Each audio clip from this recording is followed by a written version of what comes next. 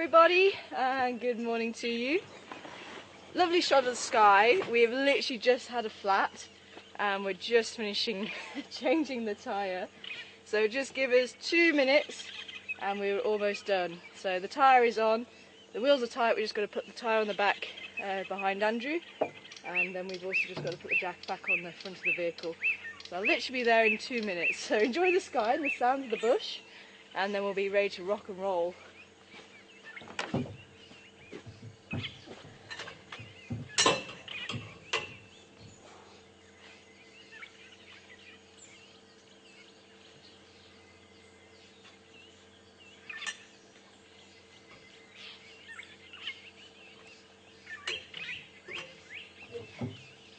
The squirrels were calling, so keep an ear out for them and let me know if you do hear them again.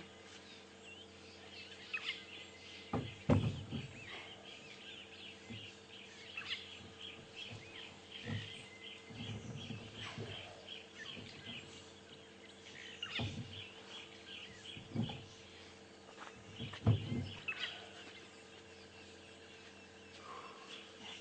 the wheel nuts are just inside there.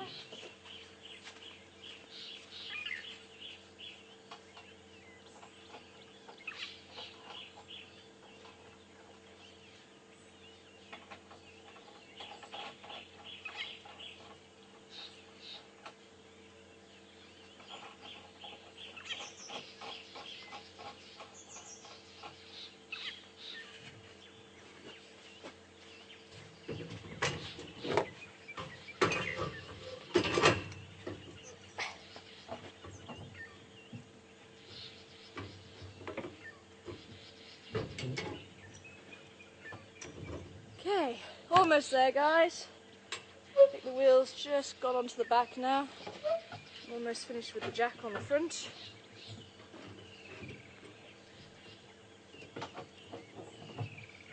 It's just one last check on the wheel nuts just to make sure they're not going to fall off, that they're nice and tight.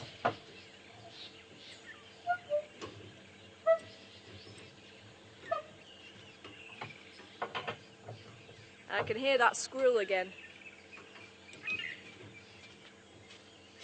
If you can maybe just check those wheel nuts are nice and tight, that'd be great.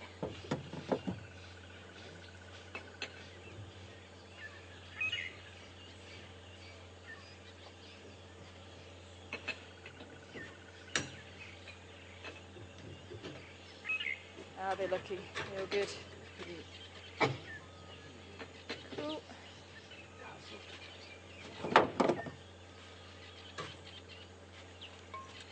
Perfect.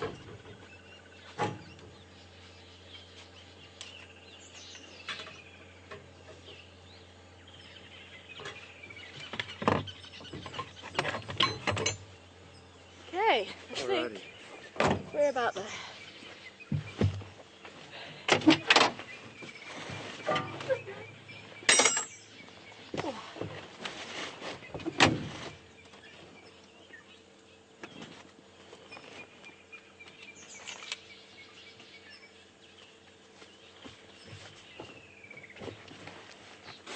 And you've got all your wheel nuts. Yeah. We've moved the rocks from behind the tyres.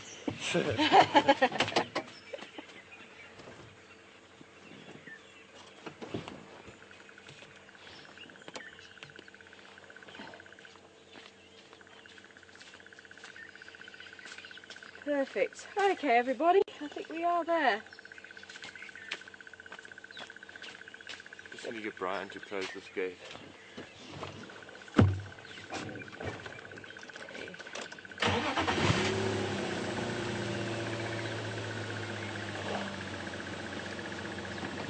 Brian, we just need to close the gate.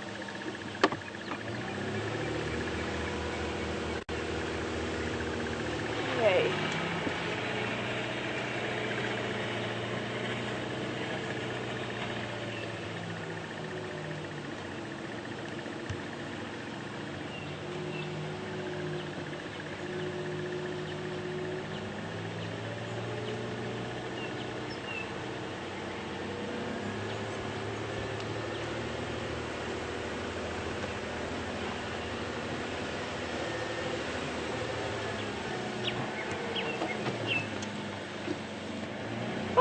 Welcome on board, everybody. And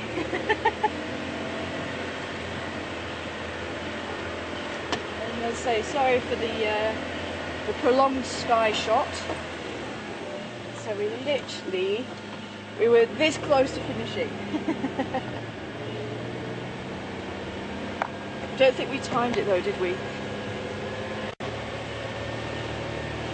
The jacks that we use are a very heavy piece of equipment, an amazing piece of equipment. But you don't want to get on the wrong side of it either. Just want to see what the squirrel's chirping on about. So I'm hoping we can go back to where we left the quarantine male with his kill.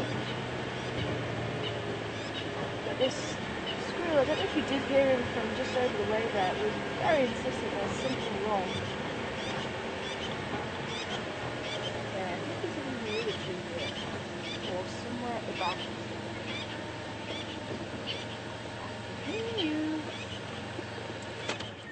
There he is. Yeah, he's looking that way. He's sitting on the end of the branch. So for those of you who don't know me, my name's Tara. Joining me on camera this morning is Andrew. Back in front of control is Brian and the thumb.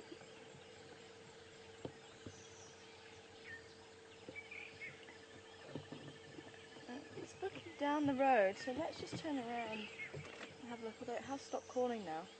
What's wrong, squirrel? He's got quite a good height advantage there. Probably a good, what, 3-4 meters off the ground. So you should be able to see if there's a predator around there. And the fact he is looking down, just it could be a predator. Going again, although the impala haven't looked. The impala are all heads down, grazing over there. This little squirrel's pretty adamant there's something around. It's the one female with a header.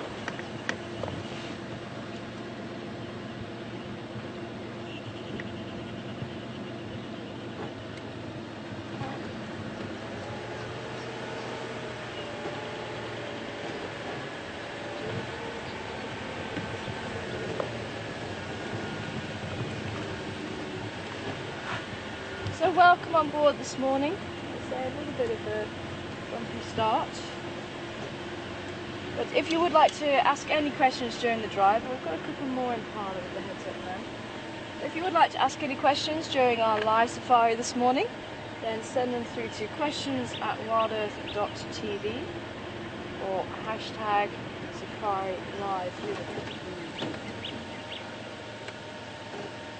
It looks like we did have a couple of tracks here.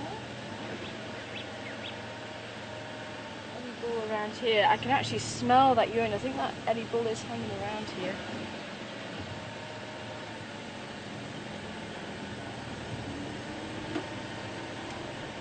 So down the way there, where would you be looking, little one?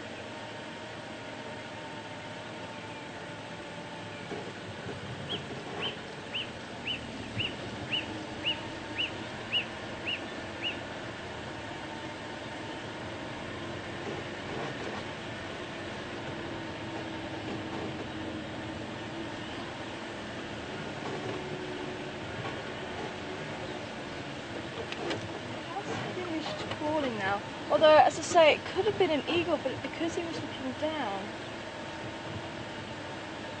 I thought it was more likely ground predator.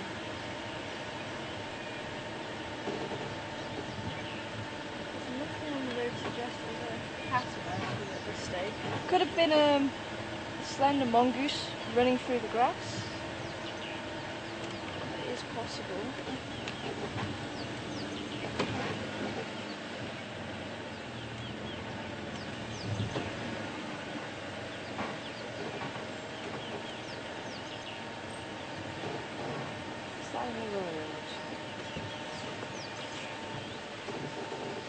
Guinea fowl. Yeah, guinea fowl. Guinea fowl and a couple of chicks actually.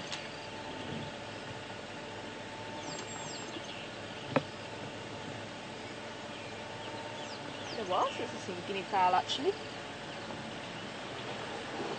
Strange birds. Even though they form these large flocks, this one's quite small, but they form large flocks, but they are monogamous, strangely enough. Which means that they mate with one female during the season.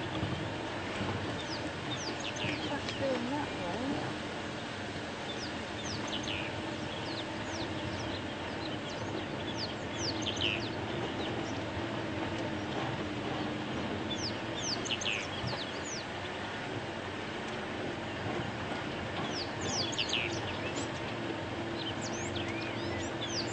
Can you smell that sweaty feet smell? Yeah. That's the silver cluster leaf. I was just thinking, that rings a bell. I remember now, we don't have silver cluster leaf where I'm researching the leopards. But it gives off this very potent smell, and it does smell like sweaty feet. So this tree here in front of us, the silver hairs on the leaves, and actually with the sun you might see those hairs shine out. There's no more alarm calls this side.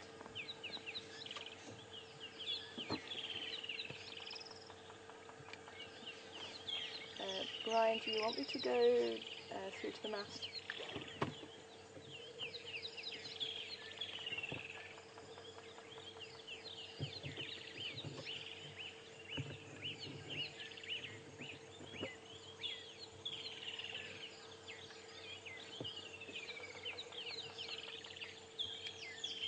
Copy that. Yeah, we'll see if we can go and relocate the leopard then.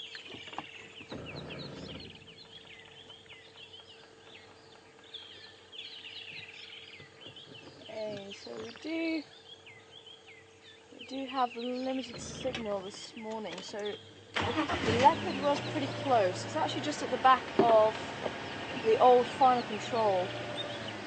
So I'm really hoping the signal's going to hold and we can go and have a look. But this is the silver cluster leaf.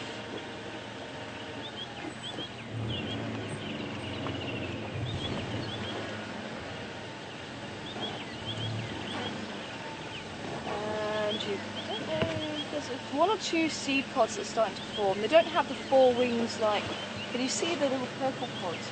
They don't have the four wings like the bush willows do. It's the flat seed pods, and so there's a slight hint of purple to them.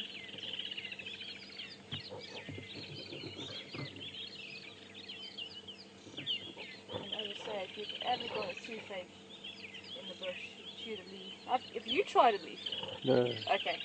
And we have a guinea pig to tell you what the experience is, if you're up for it. I'm up for it.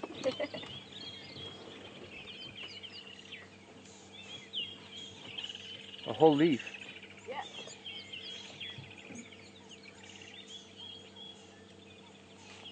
Nice one for you. A nice one. Okay, don't eat it, just chew it. And then spit it out. Spit it out, yeah. But just tell us what it feels like.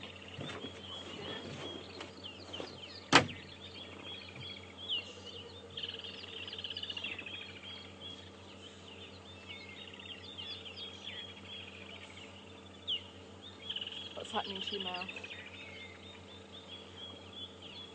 Is it getting quite dry? Yeah, super dry. Yeah. And do you feel your mouth getting slightly numb? Yeah. What's that? It's very quick, eh? Very, very quick. The tannins in the leaf and I think a couple of other things, but yeah, if you spit it out. But if you have a toothache, you see how effective it will be. So it just helps to numb the side of your mouth. So that is silver cluster.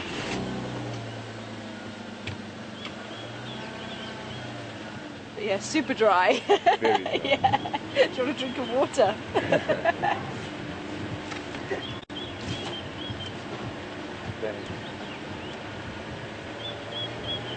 But you can see how quickly it's very effective, Wow. hey? It really is very rapid.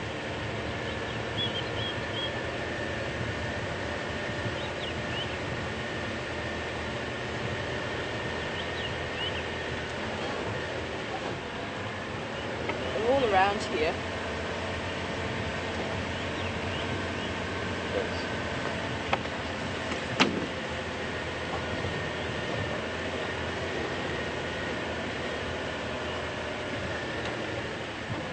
Terminalia Cerusia. I seem to remember.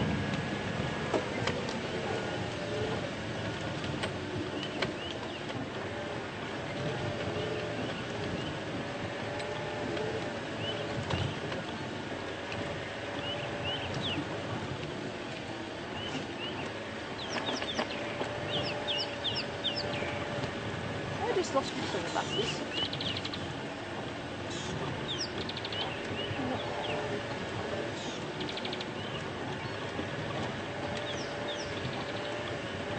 Look for them. I'm sure I had them in my hand.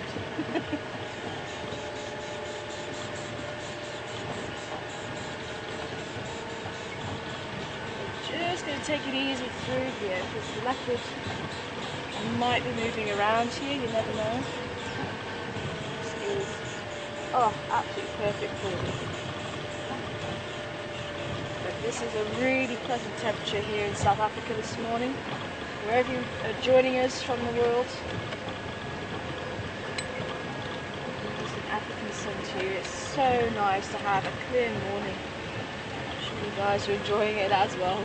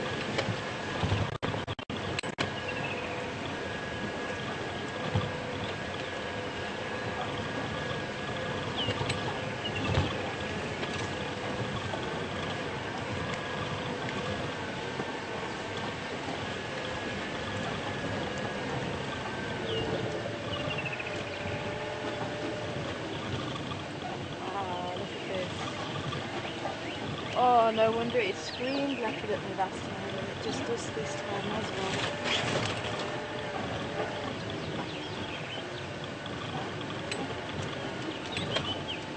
One thing is quite interesting, because part of my PhD, I have to write a literature review on all the papers that have been written about leopards.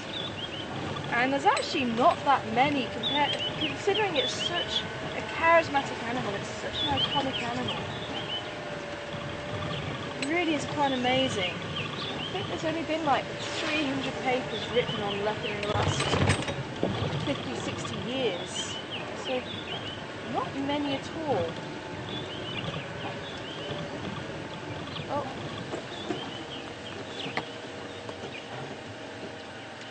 Station with Ingwe, mind if I join you?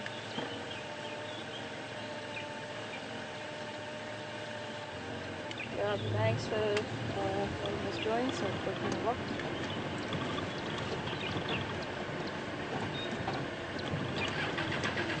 I didn't realise there was a vehicle here already, but apparently he is still here, so we should get a nice view of him.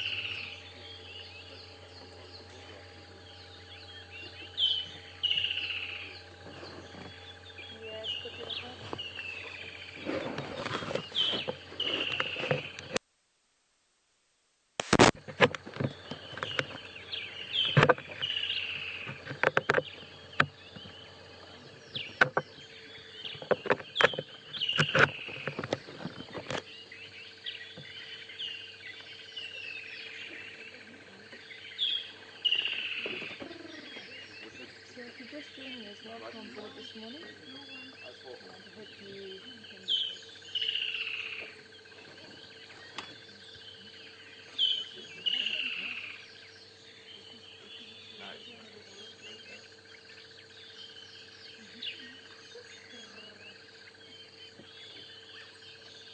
Okay, I've just tried that front connection and that's all fine.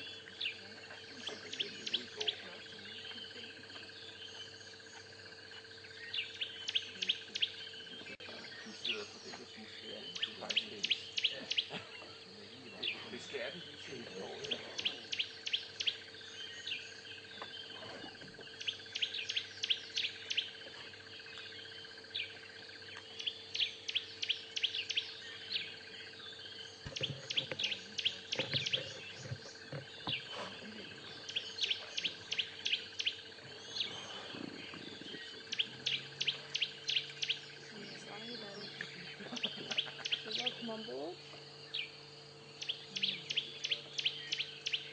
Is that any better?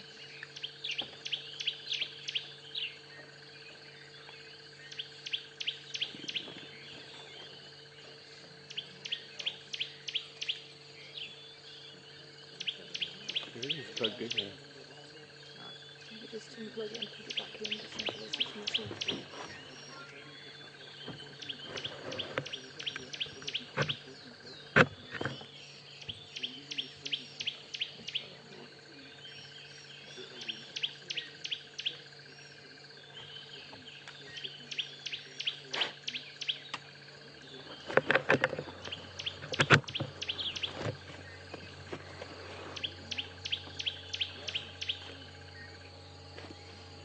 Yeah, channel 1 is on 8 and audio level channel 2 is on just over 8.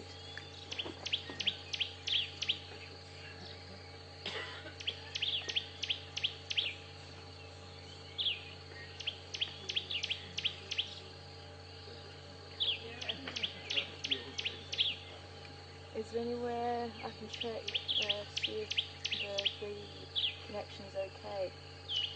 You know, where there is another connector.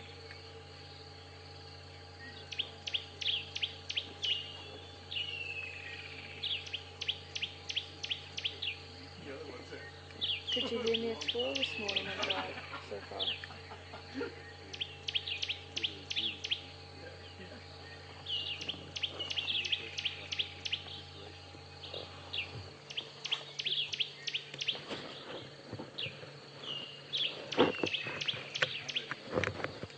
Yeah, Andrew's just checking them all in.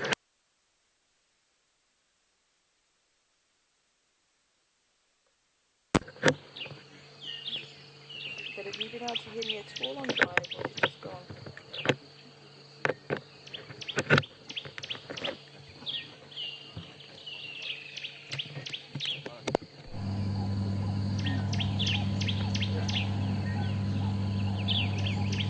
Can I talk now? Hello everybody and welcome to Wild Earth, and we have the quarantine mail on your screen right now.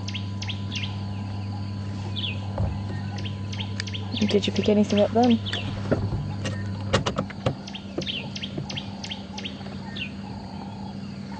What did you change? Flick the switch at the back here.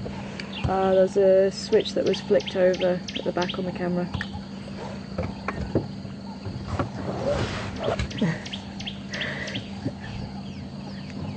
So apologies everybody, apparently you weren't able to hear me as we were driving, and it looks like there was a switch that was just flicked on the camera at the back that I think discerns whether it's the back mic or the front mic that is picking up. But welcome on board, and we have the quarantine mail here for you this morning. In the tambuchi tree where he had his bushbuck kill, and it looks like he's actually trying to feed from the other side from what he was yesterday. I don't think he's actually moved it any higher up in the tree. It's still in the fork of the tree where he had it. But he's trying to feed from it from the back side rather than the other side.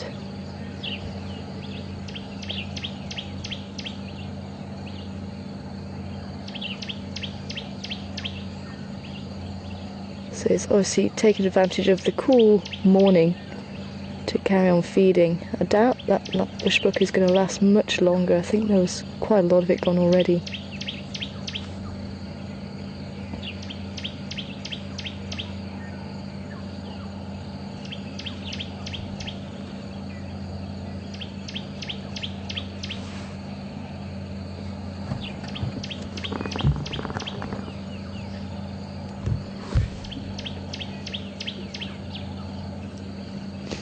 Yeah, I just switched it over to that. I'm not sure why there's on the other one.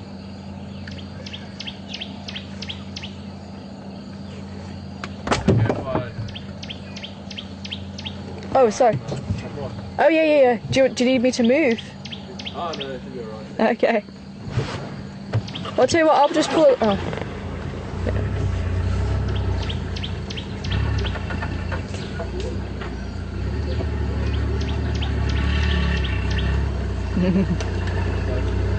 You've just be careful of that stump there, yeah. Morning. Morning. Sorry for bumping you, I didn't realise someone was here. Yeah, you too. The hyena, don't you? Ah, I've missed the hyena.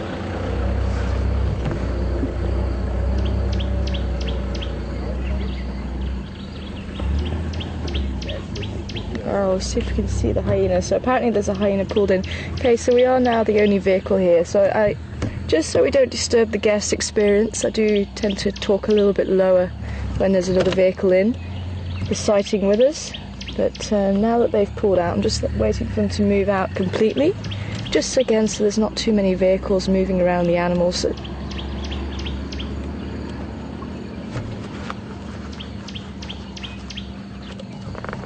So just so we don't disturb the animals with a lot of vehicle movement. And you said you could see a hyena. No, I can see it. Can you? Whereabouts is it? Just up there. Oh, is it actually up here? Oh, okay.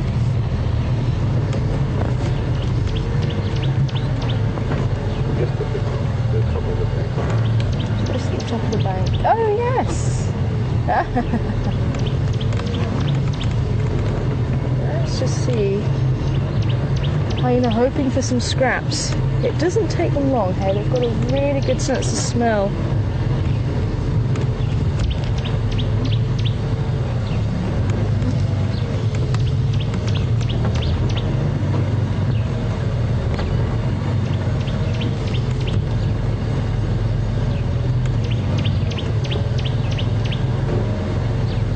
Quite a young hyena.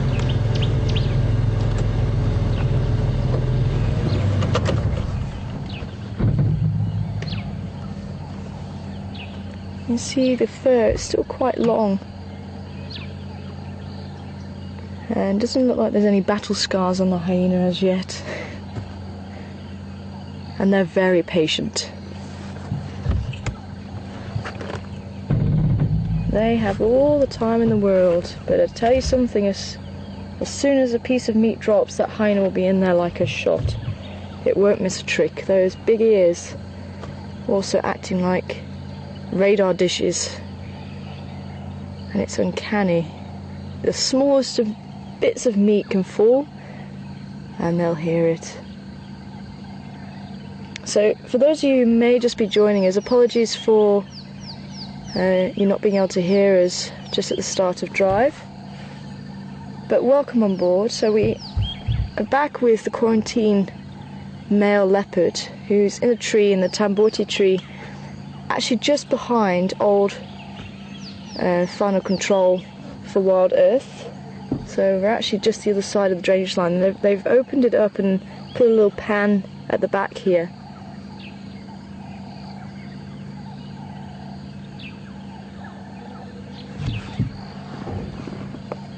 So we actually heard of the kill yesterday. It could have been a day or so old. There doesn't seem to be much left. We're going to go back around to see if we can get a nice view of the leopard now the other vehicle has moved. But it was interesting just to see the hyena. So let's just go back around to where the leopard is, and we'll see if we can get a nice shot of him for you through the trees.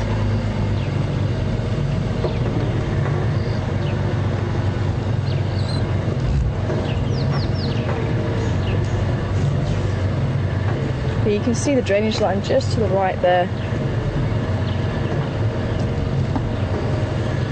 So it was, it was yesterday afternoon we heard about the carcass. I think it was found slightly earlier in the day. And it is a bush book apparently, but we're not sure what size bush book. Okay, hopefully we're going to be able to see him straight through those trees there.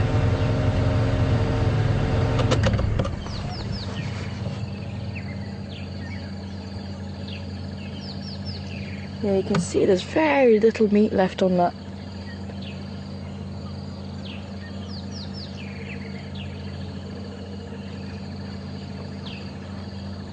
But he is still determined to get as much meat from that carcass as he possibly can.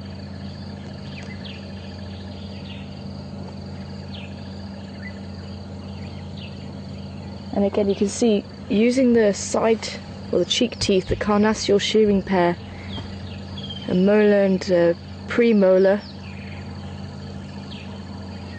and they rub against each other to keep the teeth sharp. And it literally just helps to shear the meat from the bone, and that's why he keeps turning his cheek, so he can actually chew as much as he can off the bone with those teeth.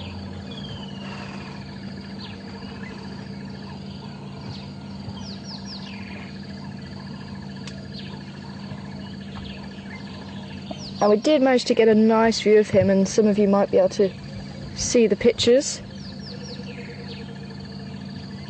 from yesterday, and we had a clear view and we could quite easily see the black triangles underneath the eyes and the triangle, the spots that actually make a triangle at the corner of each eye, which shows that it is the quarantine male, and he is, oh, there we go. I wonder how long it's going to take before that hyena comes in. There we go, I can hear him move.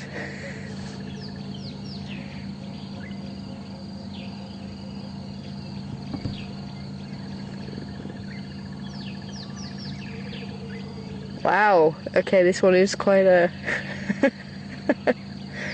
quite a juvenile, because usually they would be on it like a shot.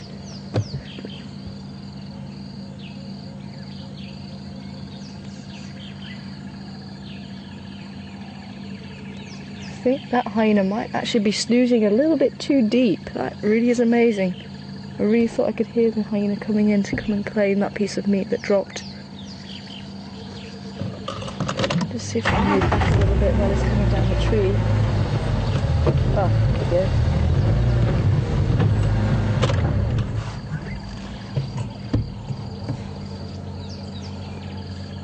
I wouldn't risk it, you've got a hyena. But this of course is going to be learning curves for him. Depends on how often he has come into contact with a hyena. Although it isn't an adult hyena by the looks of it, it is a sub-adult. So he actually might be a little bit larger than it is.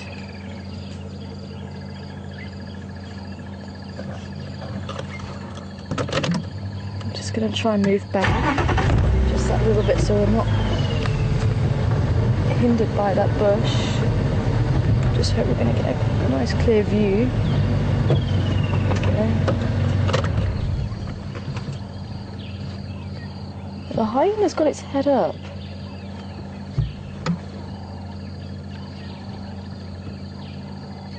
But maybe deciding that the quarantine male is probably just a little bit too much of a match for it.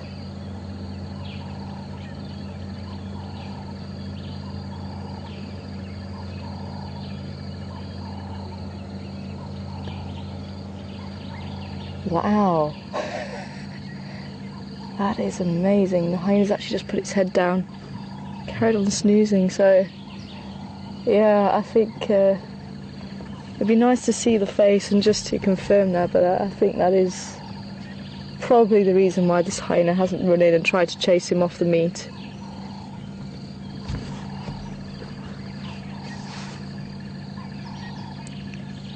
Hi Adam in Mississippi, welcome on board this morning.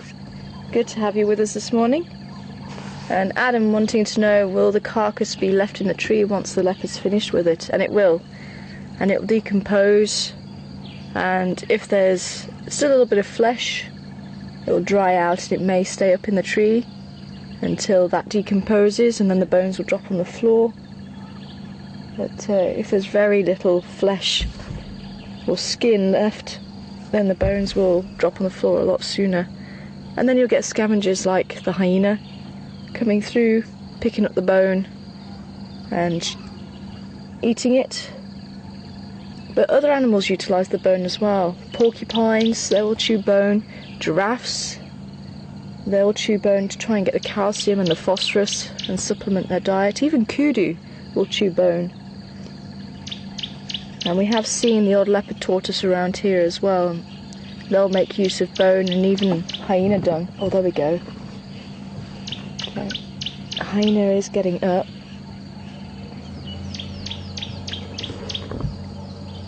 Leopard is looking at the hyena.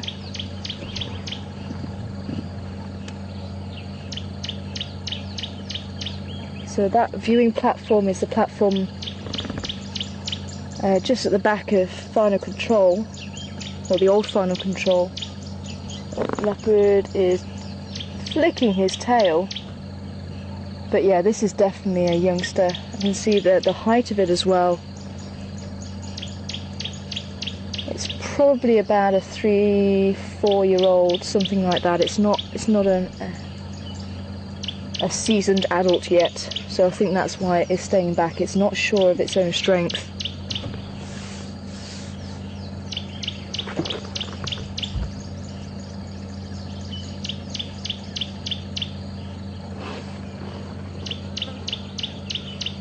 Hi, Joanne.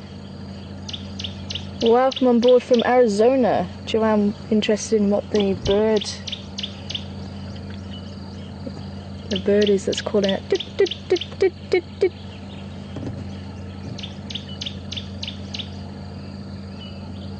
And I think that is the bird that you are talking about.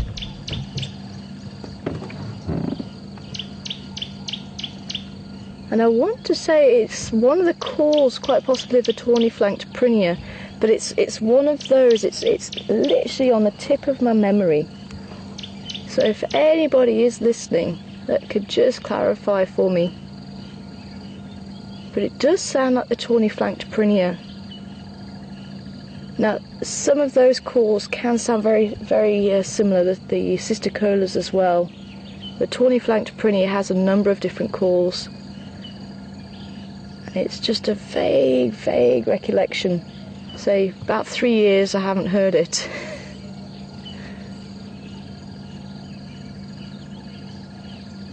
But they can go a little bit more rapidly as well.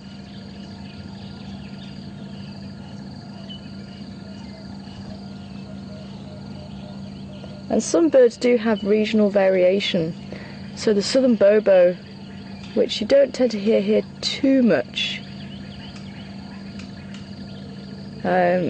will actually have slightly different calls in one area to another area. So they almost have a slightly different dialect.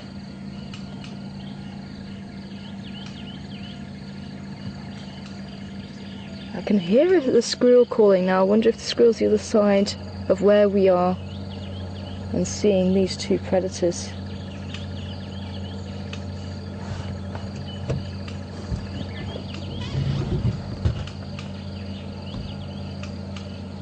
So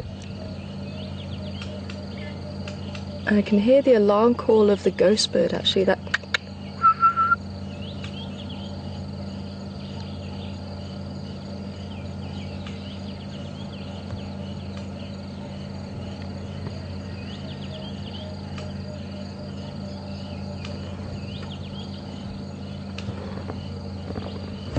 actually, I think he's that. There he is. Yeah. Oh. I think he did actually just poke his head out. The grey-headed bushshrike, known as the ghost bird, giving the alarm call.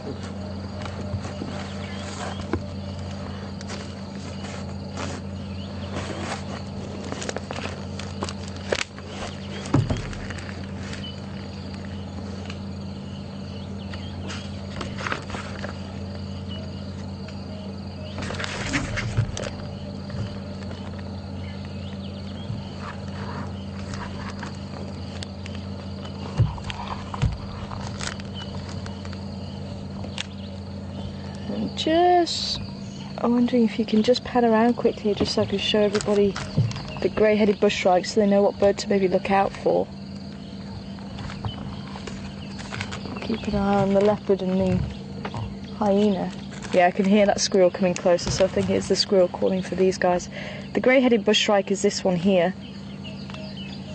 So this was the one that was just giving an alarm call, but it might just have been that little bit too faint to hear. What was that? My whistle's gone again this morning. Oh, leopard's turn, just starting to clean himself now. But yeah, so that's the bird that I just saw bobbing around there. And as I say, I'm pretty sure it was the tawny-flanked prinia that was calling in the tree just above our heads. But I am willing to be corrected on that one, if anybody has any advances on that.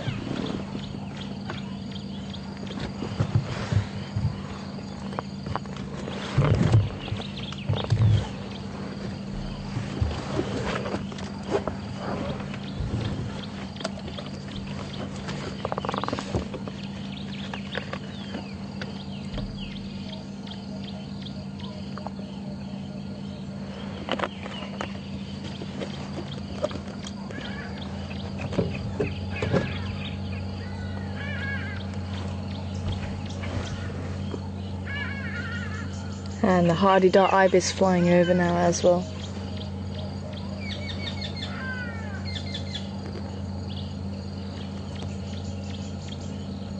Now unfortunately we can't get around the other side of the leopard,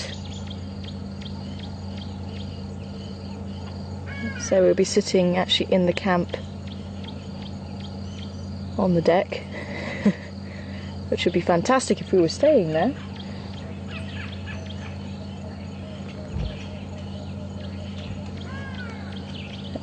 Just wondering if we can't just move forward slightly. Let's try and get it just at the base of the tree there. Well, you know, that to contend with, possibly. Let's see if we can't get the other side of the tree. Can you see him any better there? Now you can see, now we've been sat here for a little while. He is just not fussed by our presence at all.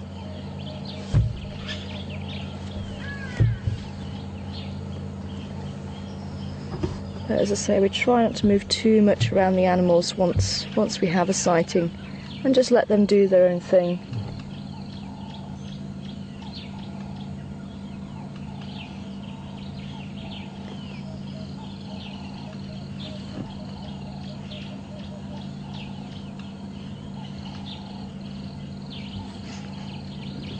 Just keeping an eye on that hyena.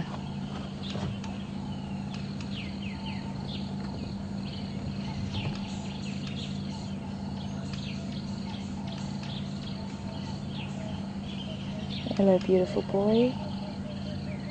Sure, he's got beautiful eyes.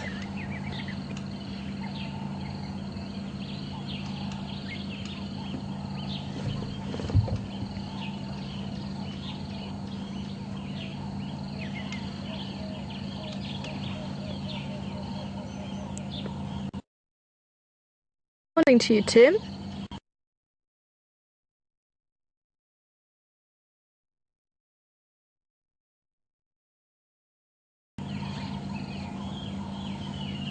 And good to hear from you this morning, Tim. Tim would like to know, do all the rivers and streams keep water in them all year round?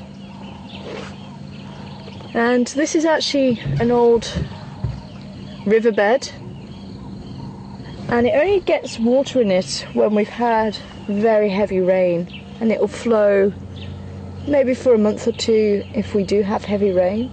But I think this summer's been a little bit dry, because there's a lot of areas that would normally have a lot of water at this point, and there's a lot of areas that are fairly dry. Even the dams do have water in it, but not as much as what they can have after heavy rains. So I think maybe it has been a little bit dry this year. But I've seen the Milwati, which is the main river that runs through here. I have seen that flowing just after we had the cyclone in 2012, and that was just incredible to see. It was flowing and it was very wide. So they don't hold water all year round.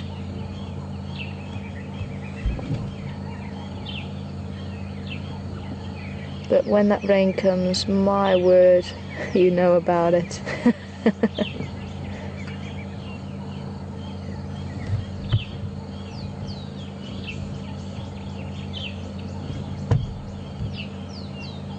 So this is part of the Milwati that we're sitting on right now. And it is actually pretty wide. Probably a good 60 meters wide, I think.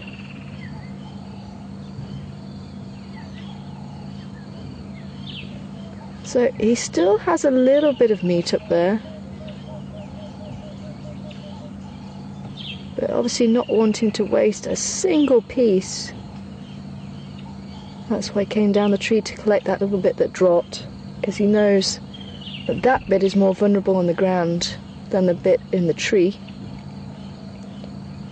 And that is why they do hide their kills in trees, so that the hyenas can't get to them very easily, and they can protect them from other leopards potentially, and even lions. And don't be fooled into thinking lions cannot climb trees. They can. I think they just prefer not to.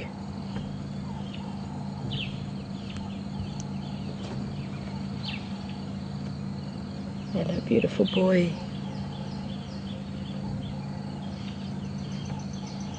And this is exactly why I tend to stay with leopard just that little bit longer, because they're always busy, even when they wanting to be flat cats. I wonder if he's going to come and drink. But that does mean he has to go past the hyena to do so. As he comes up this way, can you see him? There he is. Right, he's keeping a very close watch on the hyena. But as I say, I think he is larger than the hyena. I don't know if you're going to be able to see the hyena from this angle.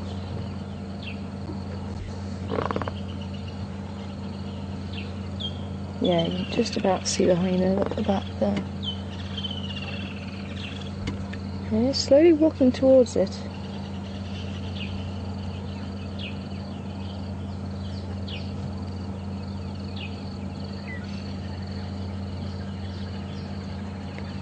And I think this is going to be a learning curve for the pair of them, because obviously he's coming up to about 2 years old.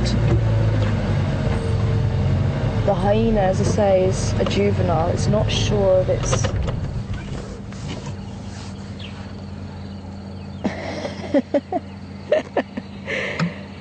Okay. Yeah, hyena's not sure of its... There we go. Oh, thanks, RC. RC, a very... Oh, there's 2 hyenas. RC is quite a big birder from the Netherlands, and he... Actually, I don't know if RC is a he or a she, but RC agrees. It was a tawny flank Purnia. Thanks for the confirmation, RC. Appreciate that. But yeah, hopefully you can actually see this is definitely a youngster. Abilities, that's the word I'm looking for. It's not sure of its abilities yet.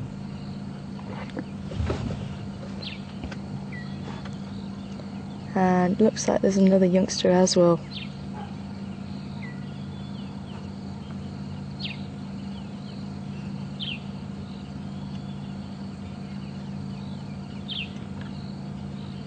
We've got the greeting there going on. Okay, so the one that actually turned... So the one that we've actually been watching, you see, slightly younger and is lower ranking, because it put its head down first to go and smell the genitalia, and that's the way that they greet each other, and that's how we can tell who's subordinate and who is dominant. So this animal, you can see walking behind the animal that's just come in now, so it's definitely a lower ranking to the animal that's just arrived. Now I wonder, with the pair of them, they might just get a little bit more confident. But now looking at it with this individual, again you can see the ears are all nice and clean, there's very little scratches on the face, so they are still fairly young, but I'd say maybe this one is slightly older. Size wise it is slightly taller and not as fluffy as the other one. I think maybe the other one is about 3, this one could be about 4. It's just arrived. But I wonder if it's going to take the lead. Now the quarantine male did lie down just out of sight behind the bush there.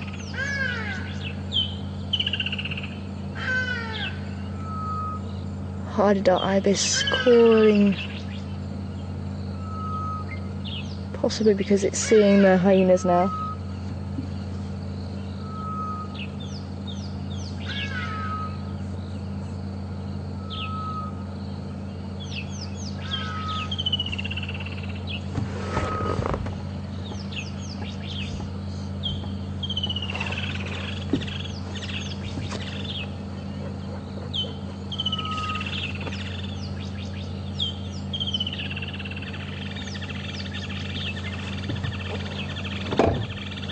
Yeah, affirmative.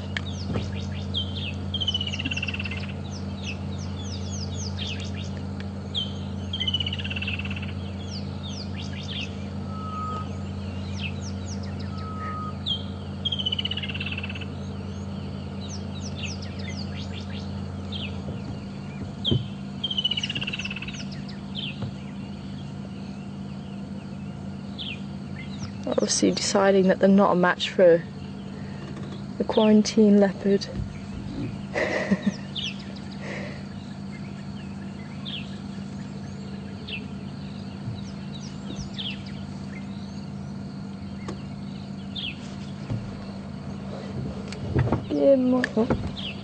Good morning, go ahead.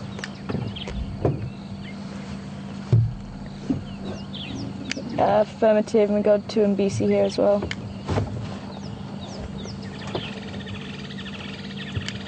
Yeah, there's space, more than welcome.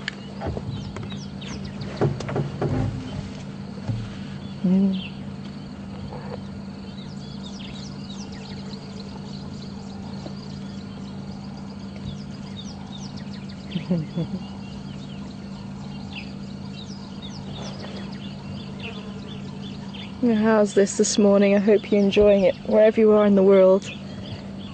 2 spotted hyena trying to work out how they're going to get some food from a leopard who's quite a bit taller than they are. And you can see they just lack that confidence that the species in general have, just because they are just that little bit young and they're still working out life and the ranking of their species, I think.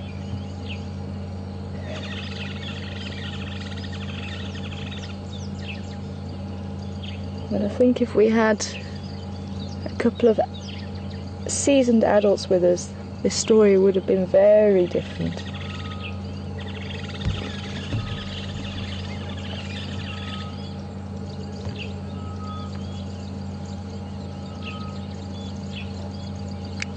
Oh, fantastic. Just heard that it sounds like it could possibly be Karula on the southern side of quarantine.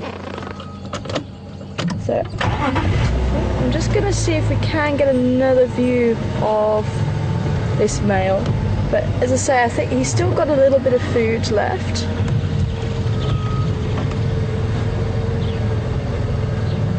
And there is water here, so I think he probably will stick around if those hyenas do make it down there. I think actually gone down into the drainage line and moving away, but oh, just there. Wait. Oh, is it going? Oh, there we go. So I don't think he's going to move any time soon from this location. There we go. Back into the safety of the tree just to make sure. Oh, they have gone down to him.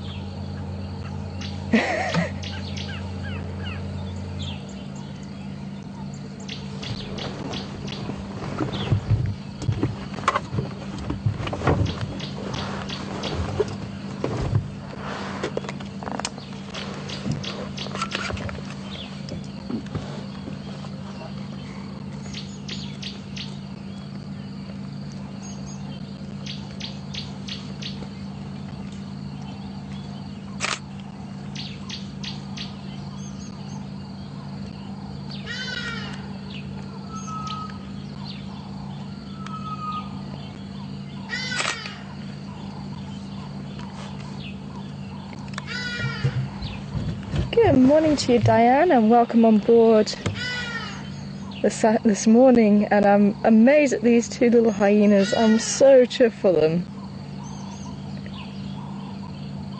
But they are starting to discover who they are. But I'm amazed that the quarantine male didn't put up more of a fight. But as I say, this is a learning curve for both the young hyenas and the quarantine male, because they are both young and they've got to work out where they rank in this world, and a lot of it's got to do with attitude. And again, I think he's just got to learn that he's a lot larger than these two.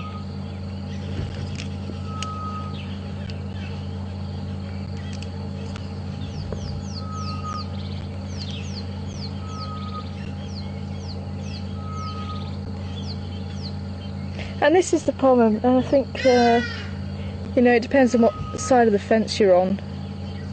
But he's had quite a big meal already. He's had a lot to eat. So, I think for them just to have a little bit is not a bad thing.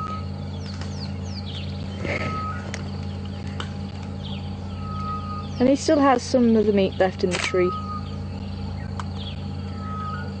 And judging by the look of him, he is certainly doing well for himself. He is in tip-top condition.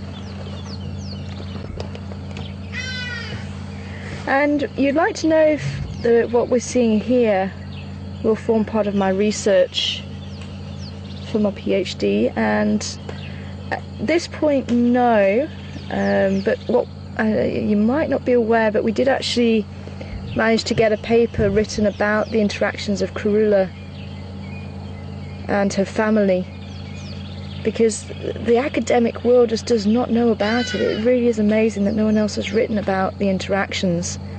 And we've really made history here with Wild Earth because of what we witnessed. And going into Djuma PhD, I could write this paper. And I actually do my PhD through the University of Reading, and my professor was actually on board, who helped me write it yesterday with my fellow PhD candidates, and Becky Thomas as well. She also helped me to write that paper, and Mark Fellows, who's my supervisor, so we could actually get that story out there, and without their help I couldn't have done it. But it was accepted by a journal. And what was really interesting is there's been people asking for the paper, and they've actually started seeing this behaviour in Namibia. They're starting to document it, and it has happened throughout the Sabi Sands.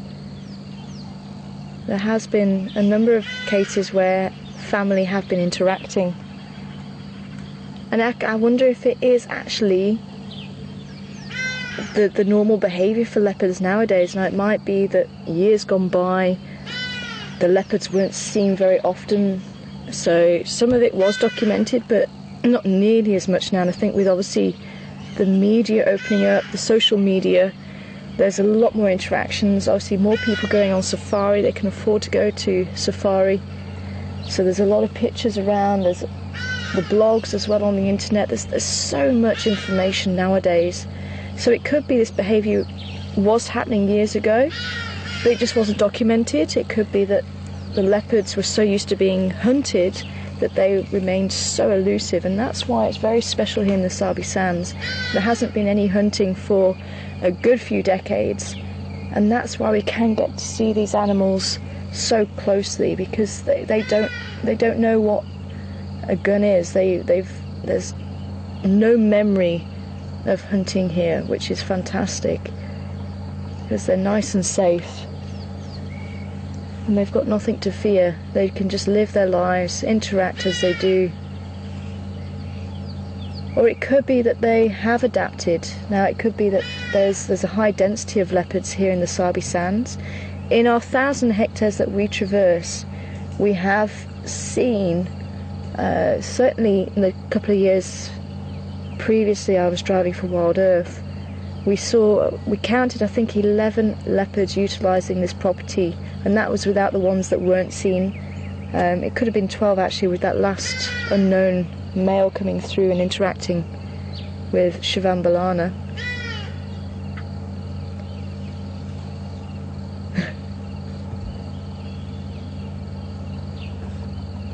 But as I say, unfortunately this is the way of things.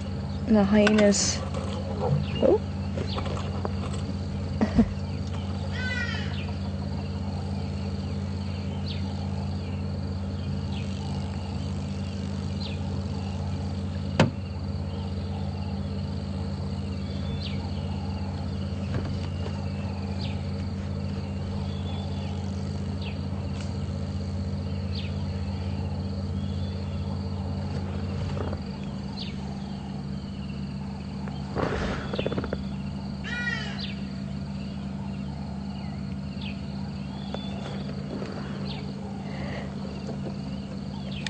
Sorry, I was just getting an update on Karula. Who was from Tennessee?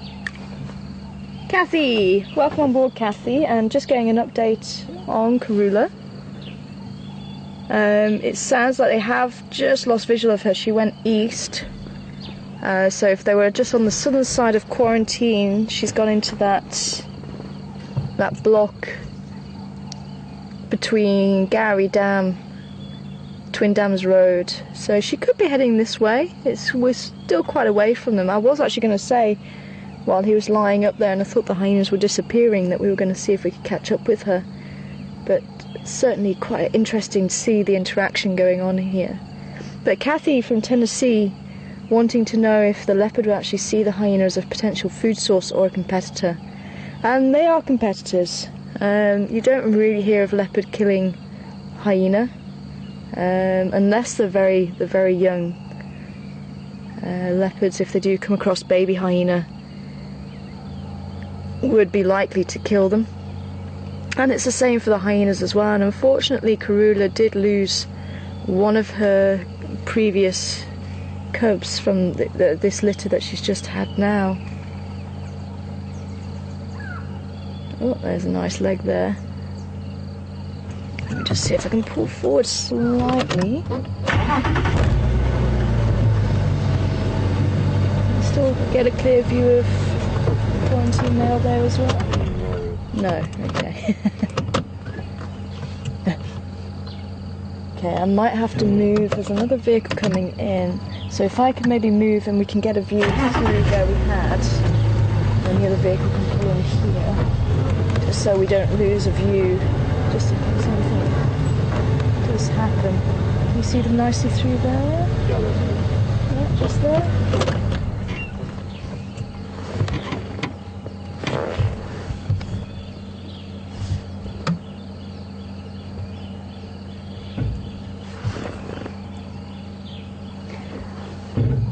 But as I say, I've actually seen, when there's no food involved, I have actually seen Mishu.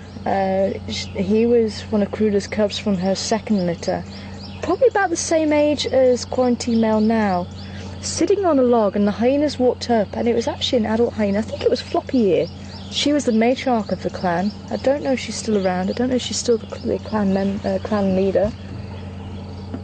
But he sat on the log and he stood his ground, and she came right up to him, and they were almost like a metre away from each other. I thought they were going to touch noses at one stage. And they just looked at each other, and then she walked off, and he just remained on the log. But as soon as there is food involved, they are enemies. And as I say, it could be that this little guy has had experiences with hyenas, but I actually thought he was going to stand his ground, because he knew the hyena was there. The hyena was on the bank, he was in the drainage line lying down, and he actually lay down. So I actually thought he was going to stand his ground, but I think it's because this little one was unsure of itself. And I think he picked up on that. But as soon as the second one came, there's two of them. And that's when, the odds start changing. So even though he is larger than them, and even I think if he had the attitude, he could possibly chase them off. But I think because there's the two of them, he's slightly more intimidated now. And what they're going to be learning from this is that leopards are scared of them. And as I say, this is going to be a big learning curve for them. Now, if he actually did come down and start chasing them off, showing his teeth and be a little bit more aggressive, they would then take that and be maybe a little bit more wary of leopard in future. Go ahead. It's been 5 out of 5.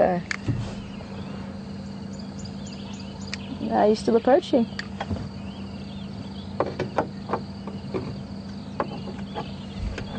Go up, no problem.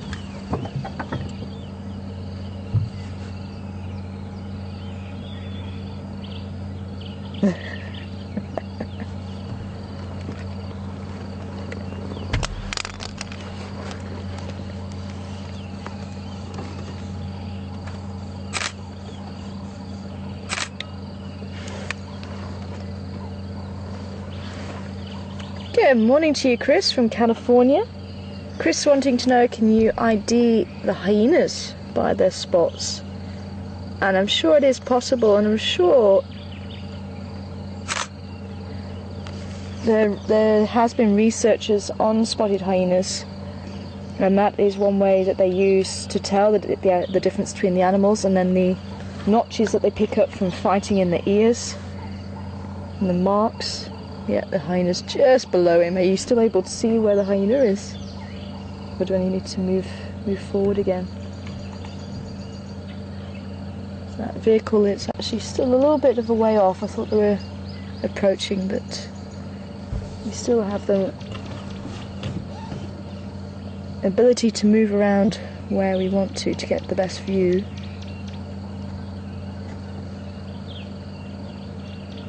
And literally anything that has some form of coat pattern is unique to that animal. So kudu, you can actually tell individual kudu apart from their stripes. Zebra, the giraffes with their spot pattern, and that's how we tell the leopards apart as well. And as I say, it is such a thrill to see the leopards and to look at their faces, because I use camera traps up in the area that I operate to try and locate my leopards. I very rarely see my leopards because they still live where they can potentially be hunted. So quite often I get the back end of the leopard rather than the front end. And it's quite funny because the inside and the outside of the legs as well is how I quite often identify the leopards from the camera trap images, especially the night images. They just move that little bit too fast to get the really nice shots unless they stand still in front of the camera. So spotted hyenas, it is possible. So even Nyala and bushbuck, the ones that have the spots and stripes, they can also be identified. I think they were using spot identification patterns for whale sharks. So it's not just land mammals.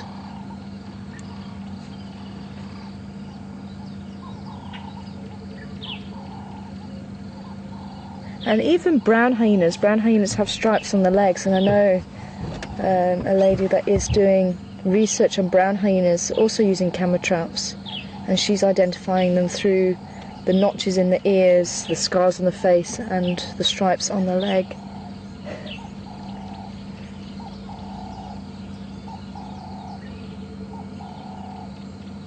So part of me really wishes that he had put up more of a fight.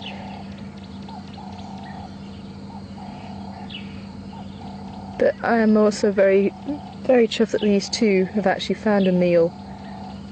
The patience paid off. With them being young animals as well, they're just learning constantly. But it would be nice to maybe change the balance a little bit. As I say, if he had put up more of a fight, the hyenas might be a little bit wary next time.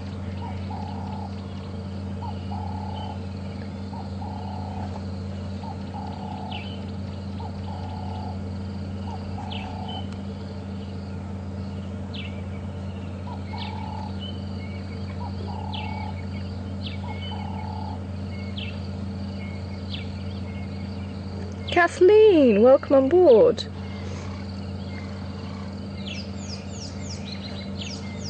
And I just missed which falls you're from, but welcome on board. And Kathleen would like to know how old a hyena would be before it's an adult. And females tend to mature faster than Klamath Falls. Thank you, Klamath Falls. And females do mature much faster than males. Oh, there's a woodlands kingfisher that's just flown in just onto the branch opposite the quarantine male. If you follow this branch that he's sitting on, he's sitting right on the end of the other side. Yeah, just there. The woodlands kingfisher checking things out.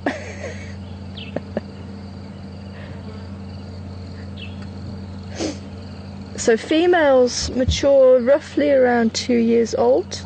Males maybe about 3 years old. But they'll tend to go or leave the communal dens when they're about a year, just over a year old, to go and start hunting with the female. So it's actually quite a long period of time before they're fully weaned. It's usually about 1.5 years before they're fully weaned.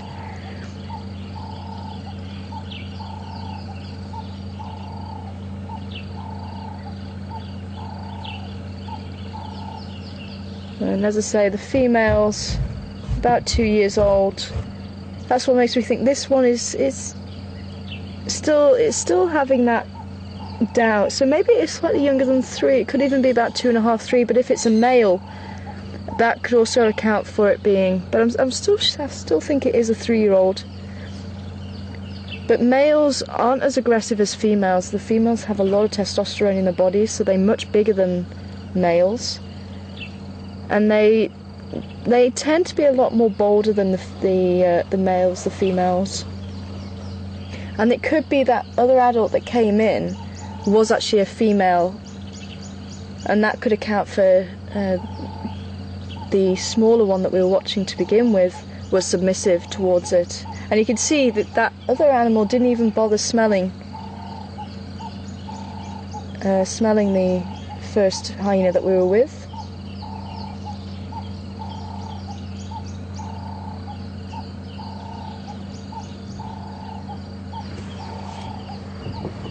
Yeah, morning, go ahead.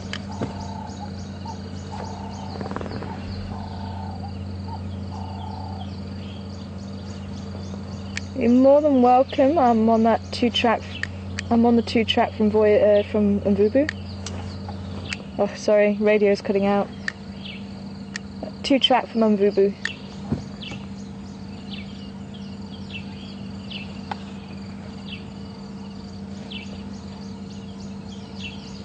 You're welcome to.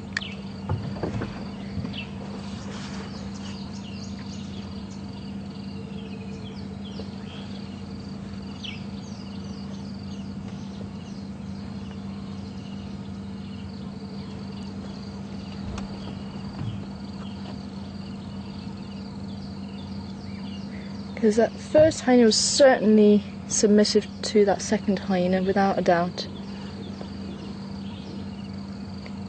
And the hyenas are very intelligent, and they've actually found there was a group of captive hyenas, and they tested their intelligence and their ability to work together. And they actually had the hyenas in a room, and one hyena had to put its foot on a plate. They had to push this plate down, and the other hyena had to pull a piece of string. Now they could only get the piece of food if both of them did it simultaneously, and one animal couldn't do both. So it didn't take them too long to work this out. So the one had to push the plate and the other one had to pull the string. And what was really interesting, when they swapped the members around, the dominant animal would actually be allowed to be taught by a subordinate who knew how to get to the food. And that was quite amazing, because, say, the hyenas can be quite aggressive, they can be quite dominating towards the subordinates. But the fact that the more dominant animal would actually step back and be taught by the subordinate really says something about the intelligence of the animal. And I think that's one of the reasons why they are so adaptable, and that they are so widespread as well.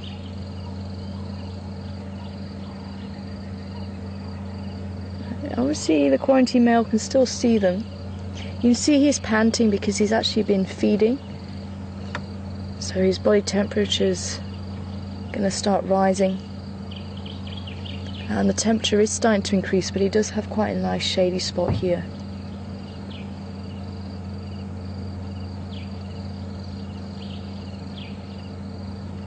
But certainly a great way to start your day or end your day wherever you are in the world, to witness the interactions between a wild leopard and wild spotted hyena here at Djuma Game Reserve. And that is the beauty of joining us live here on the safaris. We don't know what's going to happen. We just have to take what's happening and try and interpret it as best we can. And the longer that we stay, the more information that comes through. And that is one of the things I love about just watching wildlife. That is where you learn so much more than just going through and going, tick, I've got a leopard, tick, I've got a spotted hyena, let's move on. The secret is staying and observing.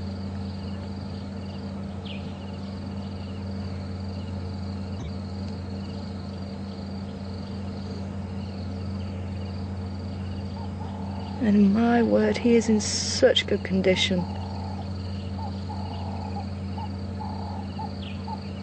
He really is doing well for himself. I'm so proud of him.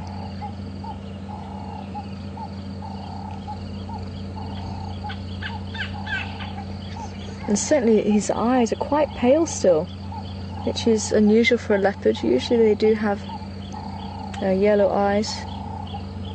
But I wonder if he picked up those pale eyes from his father, who's supposed to be Mvula, and he also has very pale eyes. Absolutely stunning. Something tells me he is going to be quite a sought after mate for the girls. But he'll have to start competing with the other males in the area, and for the time being he doesn't need to think about that.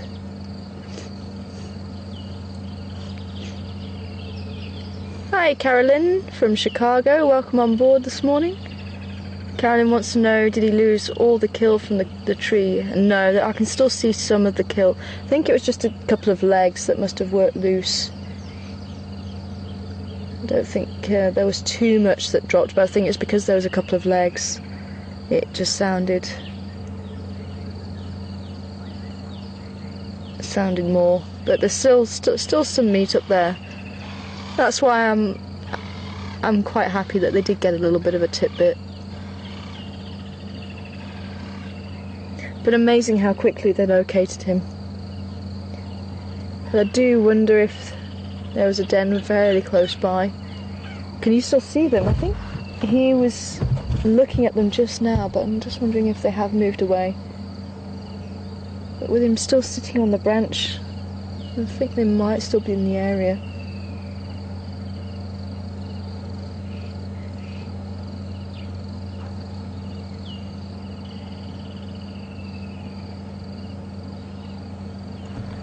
No, he's still watching. I think they must just be just out of sight for us.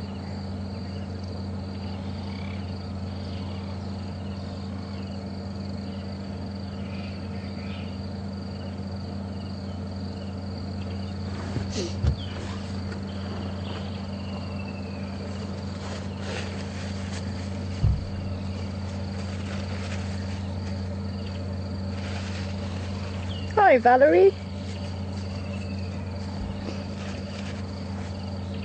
From Pennsylvania. Welcome on board, Valerie. Valerie wants to know, do the hyenas meet up every night, or do they have nights apart? And how far do they go? And it depends on where the food is. And the clan, I'm not sure how big the clan is here. I think the most we ever saw was, I think it was probably about 10 individuals. But they could reach 50 in strength, apparently. They could even reach 100 further north in Africa. So it's not likely they all meet up together. They might have little breakaway groups, probably mothers and daughters will go out foraging together. They can go out foraging by themselves. As I say, the two that met up here would certainly be from the same clan.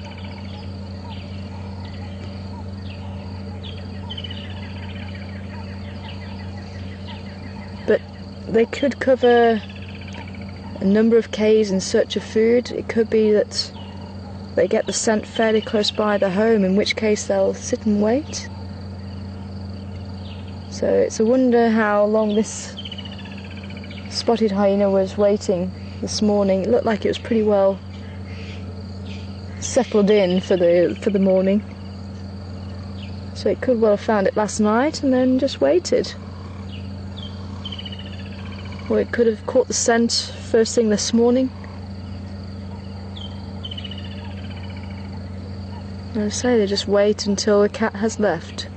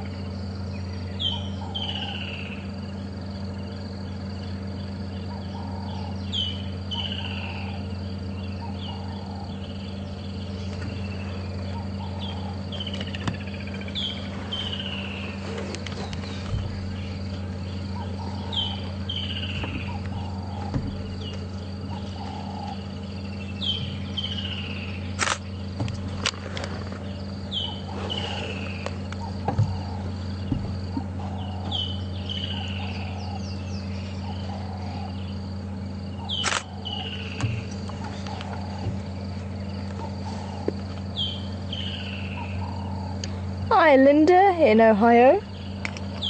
Linda would like to know if it made a noise, do you think it would scare the hyenas away? And he was certainly showing his teeth and snarling a little bit, and the hyenas weren't too impressed with it.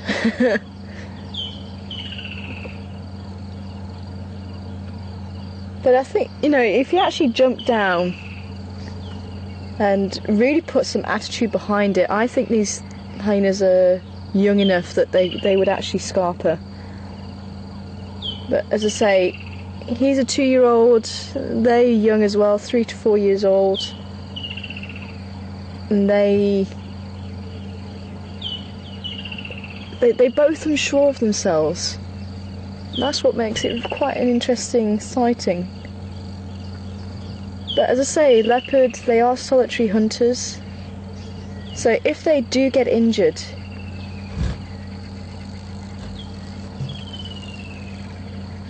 yeah, I think they must have moved on. But if they do get injured, that could mean the difference between life and death for them. So quite often that's why leopards will just rather go and sit in a tree and wait it out. And you can see he's come down now. I think they do find it a little bit more comfortable on the ground. It's a nice sandy patch there. And as I say, I think they have gone now. Thought I heard a little bit of a rustle just to the left.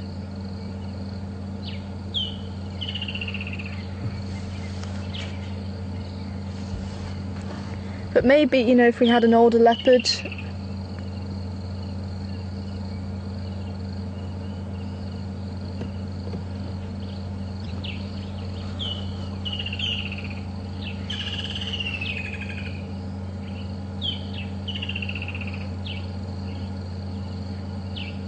okay, a few people asking what bird was in the background. Sally and a few other people, I think. I think you might have missed me saying that the Hydrae ibis were flying over. I think they were. They certainly did fly over and call. But the woodlands kingfisher is calling now in the background.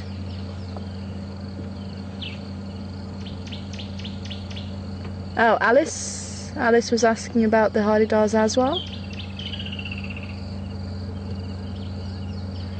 You can hear the Birchall's cuckoo just calling now, which we were lucky enough to see in the trees yesterday.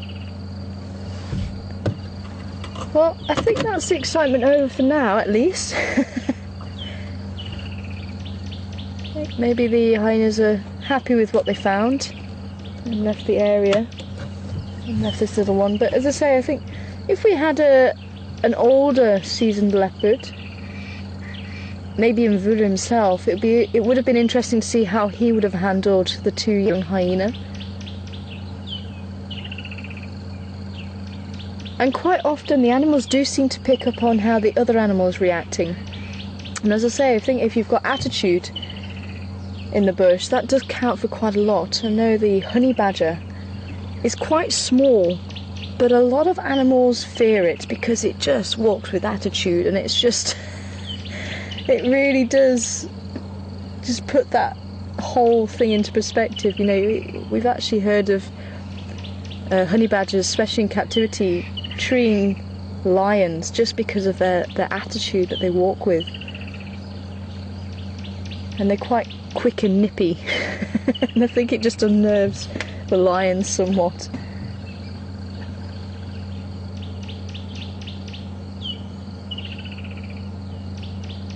But again, the numbers plays a big role as well. So if there's 2 or 3 to 1, then again the 1 is likely to come off second best. So each scenario is different. But as I say, I'd love to have seen Mvula and see if he would have handled it differently, or whether he would have sat in the tree as well. Because as I say, if they do become injured, then it really could mean the difference between life and death. If that injury slows them down, they can no longer hunt, so they could end up starving. Although they could also change their strategy and start scavenging from other carnivores. That is a possibility, to stay alive, eating insects and small rodents and things like that. But if the injury is bad enough, it could mean that death sentence for them, and that's why they will try and avoid conflict. Same with the cheetah. Cheetah unfortunately loses a lot of its kills because it is at the bottom of the food chain, carnivore wise. So anything can come and force a cheetah from its kill. Even jackal, if there's enough jackal, they can actually force a cheetah from its kill. And again, if the cheetah has even a slight injury, because it relies on speed, again, that could mean life and death. It could be, it is that thin of a knife's edge. It really is. And if they do have that injury, it slows them down, they can no longer catch anything. It is just signing their death warrant, it really is. And these animals know it.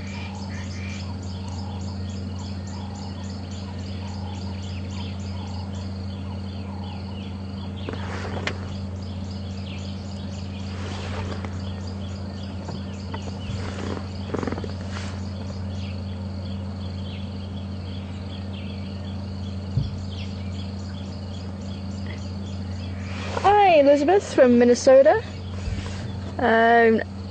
Elizabeth would like to know, do we know the whereabouts of any of Karula's cubs? And I assume you're talking about her recent litter, because we do have the quarantine male who's on screen now, and he's one of Karula's cubs from her 4th litter, and that was the previous litter. We're not sure if she has any more cubs at this stage. Unfortunately, hyenas did take one of her cubs from this litter that she's just had. We're not sure if she had any more. Usually she has 2. But they can have sometimes 3, sometimes even 4, I've heard. But the usual is about 3 or 2. Just seeing if we can get another view of him. But I think let's leave him to it. We've had a wonderful sighting with him. I hope you guys have enjoyed it. It really is magic just to see these sightings just unfold. Oh, I love it. I love that interaction. You just learn so much each time. Just learn that little bit more. It really is fantastic. So as yet we don't know. She might still have another cub, and as I say, it certainly is upsetting to hear when a baby animal dies. It really is. And obviously we follow Karula closely, and we, you know, she's our lady, she's our cat. We have grown so attached to her and her family. But what we must remember is she is a leopard, she is a carnivore, and she does live in South Africa. And what is an amazing accolade to her is that she has had 4 sets of cubs and reared all the cubs. So that's 8 cubs in total so far to adulthood. Now that is extremely unusual, extremely. Because that's why carnivores tend to have more than 1 offspring at a time. So that at least 1 can try and make it to adulthood. So it just goes to show how good a parent she actually is, how good a mother she actually is, because she really, it really is unheard of how successful she has been so far with her cubs. But obviously it isn't nice to hear when a baby leopard is taken. But as I say, leopards they wouldn't bat an eyelid at doing the same to a baby hyena if they came across a baby hyena. And it is the way of nature, unfortunately. It does happen. But it would be nice to hear if she does still have another cub about. But as I say, it's up to Karula where and when she shows that cub. I'm just hoping she does.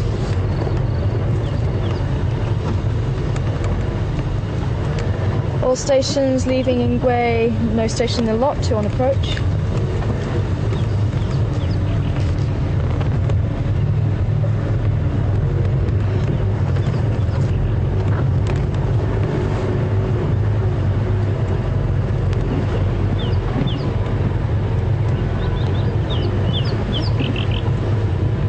Hi, Hal in Rapid City. Good morning to you. And Hal would like to know if leopards could possibly develop a social structure that will allow leopards to bring down larger prey like lions do. And that's one of the reasons why lions do form pride, so that they are able to hunt the larger prey, so they're not directly competing with other carnivores like the wild dogs. Hello, grey Louie. I just flew off. And leopards, so that they're actually able to have a different role, so that they both can actually co-inhabit. And I do remember when I was driving for Wild Earth last time, we were talking about the exploded pride theory, which is what that is. And it is possible. I mean, animals do adapt to their surroundings. And as I say, it could be because there's a high density of leopards here. I'm not seeing anywhere near the numbers on the reserve where I'm doing my research. At most, I've got two males and 3 to 4 females. The two fluctuate, but certainly 2 females utilise a proper regular basis, and that's about 5,500 hectares. We traverse 1,000 hectares here. And say we have counted somewhere around 10 to 12 individual animals hitting this property in a very short space time. And that's the ones that we've seen. That's not even including the ones that we haven't seen. So the density of the leopards is much larger here. So if the density is like that, and we are seeing the family interacting, there could be a step where the cubs stay together and start hunting larger prey. Why not? There is that possibility. All it takes is a couple of individuals to maybe have a gene that makes that bond slightly stronger. Maybe the situation occurs. Maybe, who knows?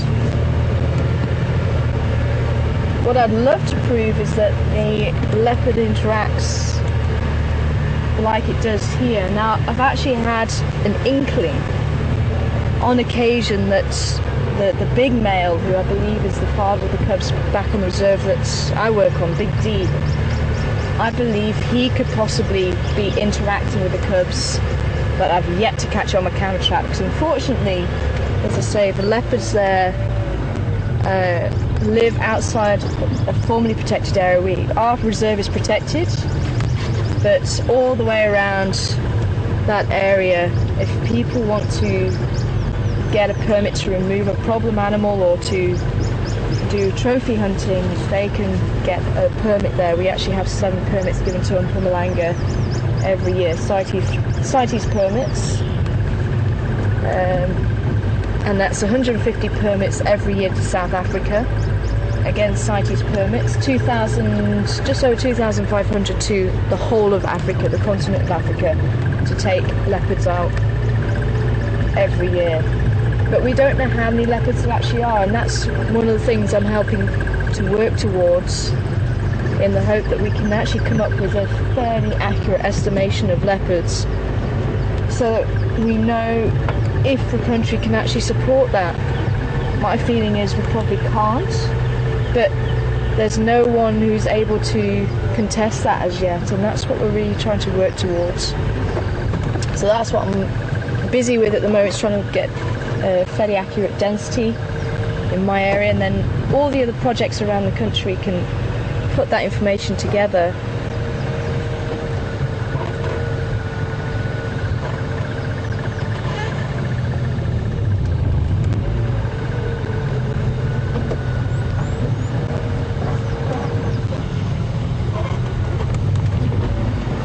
But as I say, that's why I don't get to see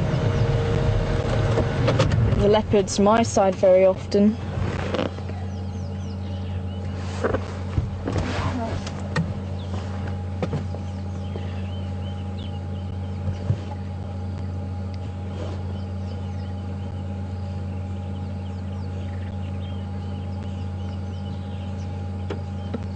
Hi Colleen in Virginia Beach. I'm just going to give the vehicle just a quick update, and I'll answer your question about what happens to leopards when they get old.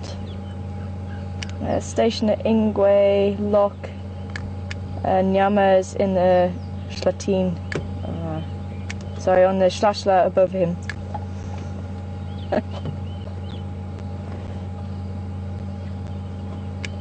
FM 1040. There were Toombizi, they left. So just to fill him in, because I think he's just arrived. So he has located, but he was just asking where the meat was. And at least these impala can relax for a little while. Oh, I love baby impala. They're just all leg. And you can see about a month old already nibbling on the bushes, and obviously she'll be learning what to eat from her mother. But what happens to old leopards? And the females will carry on breeding. We had Whitecloth, she was around 19 years of age, and she had a year-old son. And it was actually because of a male leopard. She was defending her son against the male leopard, who was called Ghost, Spockle.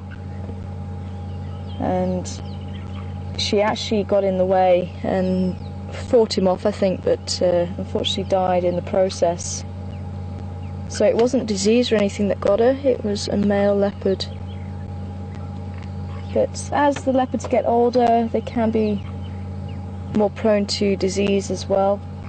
Male leopards, again, they either going to be pushed out the territory or killed over a territorial dispute. But if they are pushed out, they may become nomadic, the teeth wear down, and eventually they're not able to catch food, so they may start scavenging a lot more. And eventually they will die either of starvation or just of old age if they haven't had a disease get to them. Mum gave the grunt to say, "Come on, keep moving."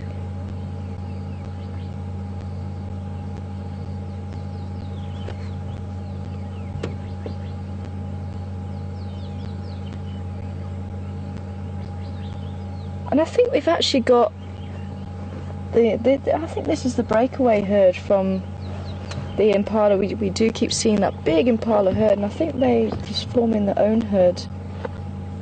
And I think when we have seen them, they've almost been meeting up with the other herd just for safety in numbers, because it does seem to be this smaller breakaway group that we keep running into.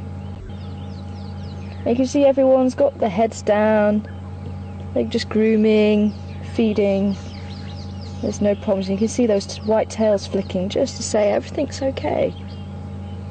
No problems here. And you can see those two females starting to groom each other. They will actually allo groom, they will groom each other. And again, that strengthens the bonds within the herd. Just like the primates do, the baboons, the vervet monkeys, they'll groom each other. Even mongoose. And obviously it helps to keep a lot of the ticks and the parasites down off the individual and therefore the group. But it does strengthen those bonds. It is a very important part of living in a group. Didn't mean to frighten you.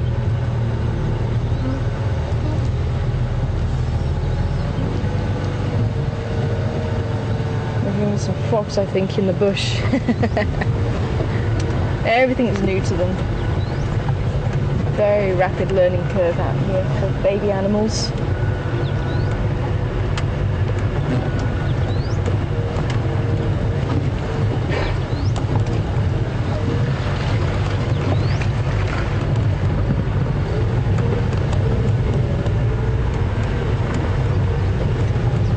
So I think we're going to do a lap around where Karula was last seen. It would be wonderful to meet up with the lady herself.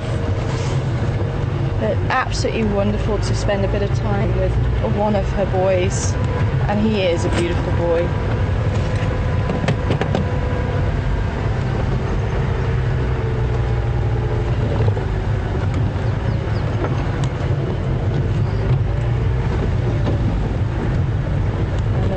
he's certainly got his mother's hunting ability.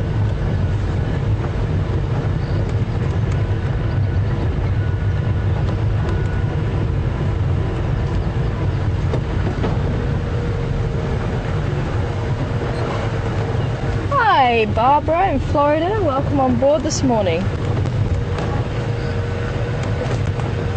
And Barbara would like to know, how do leopards sleep in a tree not fall out?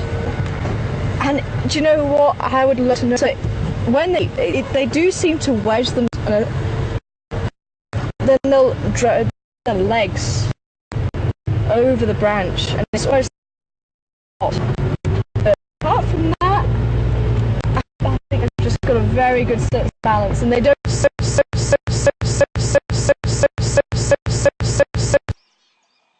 drainage lines. Now we did have a hippo in here the other day, yesterday in fact, so I wonder if he's still around today. But if you would like to keep an eye on what's going on here at the Gowrie Dam, then that is the camera in the tree, and it looks out all over this area, and you can keep an eagle eye out for any animals moving throughout the day, 24/7. Quite some interesting sightings that do happen, and I think they said they had an otter here the other day, which was very cool. Seeing if there is any sign of that otter, I'd love to see it. Yet to see a live otter in South Africa. Caught one on camera trap, but not seen one yet. Have you seen an otter? No. I found their scat quite a bit. It smells. Otter scat is not a nice smell. Worse than just normal carnivores, because it's the fish diet.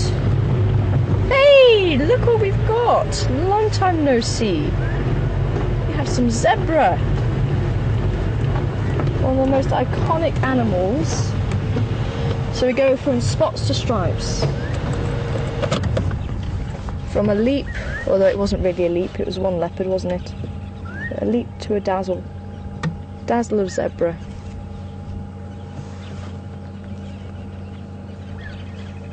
Ooh. Apparently someone's in a playful mood.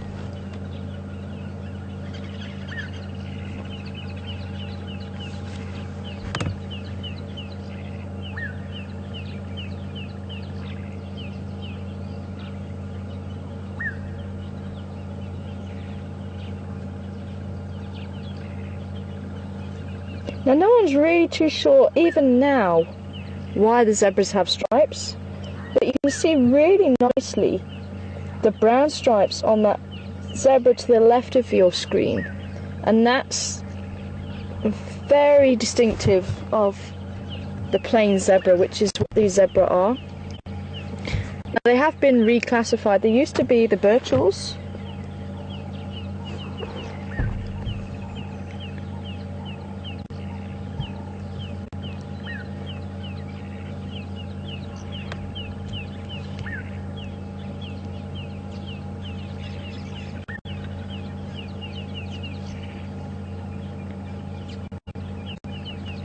Oh, fantastic! Oh, Olivia from Pine Grove in Pennsylvania. Welcome on board, Olivia. And I'm just hearing that Olivia would love to see a zebra. And apparently this came in a little bit earlier. So there you go, Olivia, especially for you. Olivia watches every day. From Pennsylvania, she really wanted to see the zebra. There you go, Olivia. Hope you're enjoying the zebra. All the way from South Africa to the comfort of your own home. Oh! These two definitely like two little siblings, probably two little boys, practicing how to fight And believe me, zebras can give quite a nasty nip. Let's see if they'll come out from behind the bush.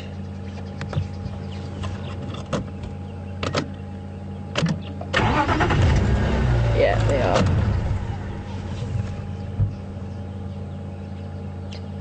You can see they're trying to bite the ankles of the other one, and that's what they will do when they are fighting for real. They'll try and nip each other around the hindquarters.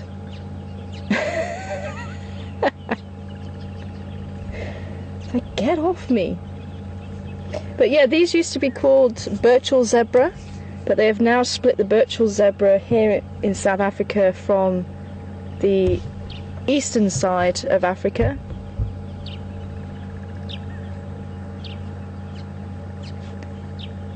And that shadow stripe is apparently different. The ones in East Africa apparently don't have that shadow stripe. So we have the plains or the common zebra, and the Burchells are in East Africa now. And these zebra are making their way up that side. I wonder if they'll pop out again.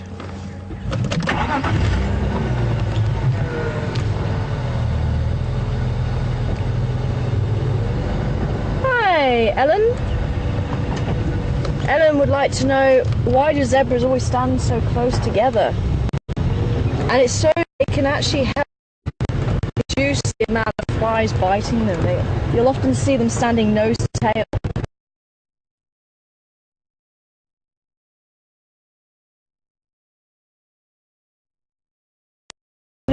But yeah, as I say, no one knows why zebra bites. There's a lot of theories.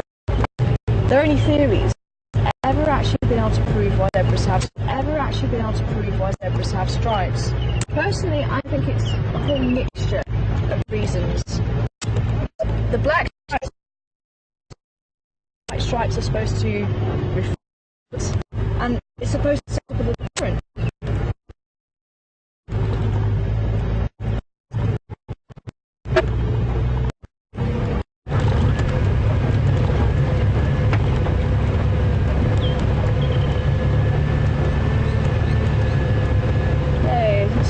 Apparently a little bit choppy there. So the zebra stripes, the black stripes, are thought to absorb the heat, and the white stripes reflect the heat, so it's supposed to set up like a little current to try and keep them cool. Now that works in my head, so I think that's an explanation. So I'm hoping that we can get them coming out of the bush here. See if we can get that. There they are. So I'm hoping they're going to carry on making their way out towards quarantine, and hopefully we can get another nice view for Olivia.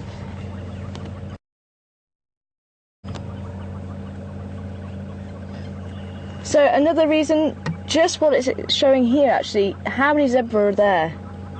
It's very difficult to tell where one zebra starts and ends and the next one starts. So it could help to confuse predators, so they can't actually pick out an individual.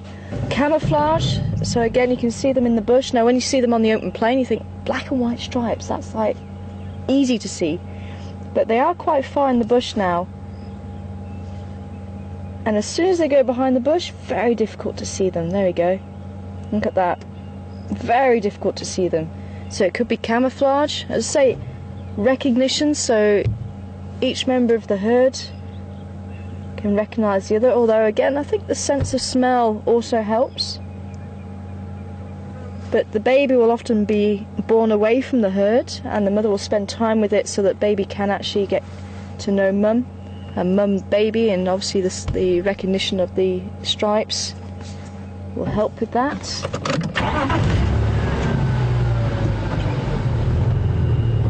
Hopefully the open patch just up here, because we haven't seen zebra for, well, since I've been back. I didn't think they were avoiding us.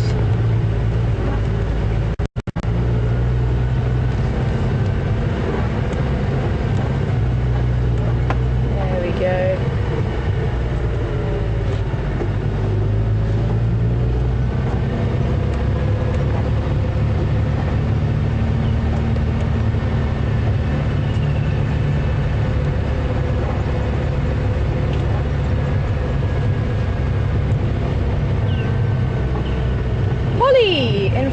frog.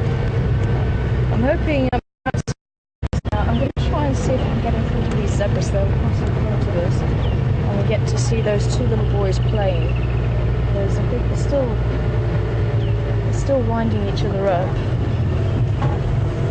Holly, wanting to know what my favourite animal is. Okay, they're just behind the tree there. There we go.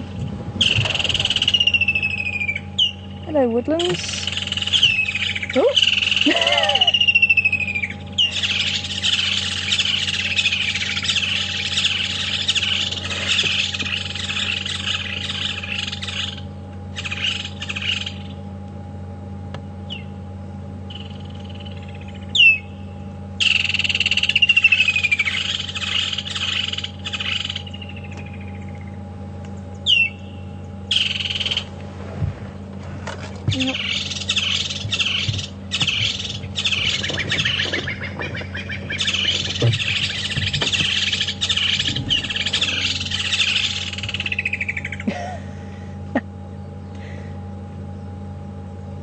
Have you got any more? Oh, okay. Woodlands wanting to have his say. But Holly wanting to know what my favourite African animal is and what's my most memorable memory of it.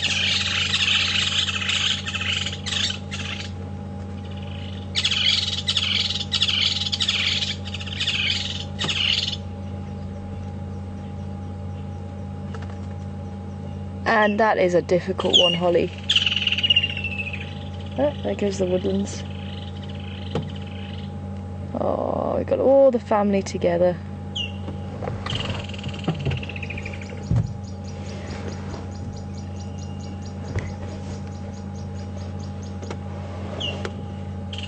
Actually, you can see that, yeah, definitely a couple of young stallions. You can see the size of them now, slightly smaller than the adults. The stallion was the one second to the back, actually. There's the stallion there. So those are his sons. Oh!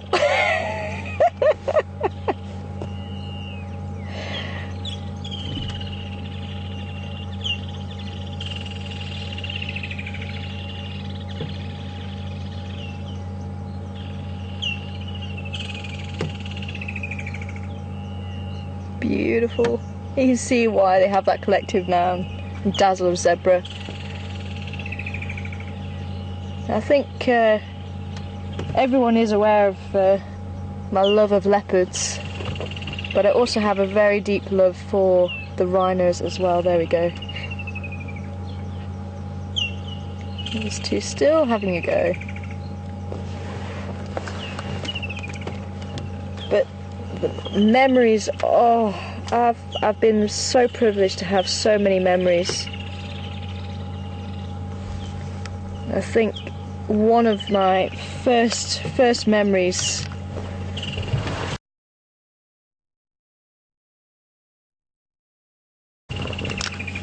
of really having a wonderful view of the leopard in the tree, I think has definitely got to be up there. It was about 5 meters away. And that was the first time I've ever seen a wild leopard so close.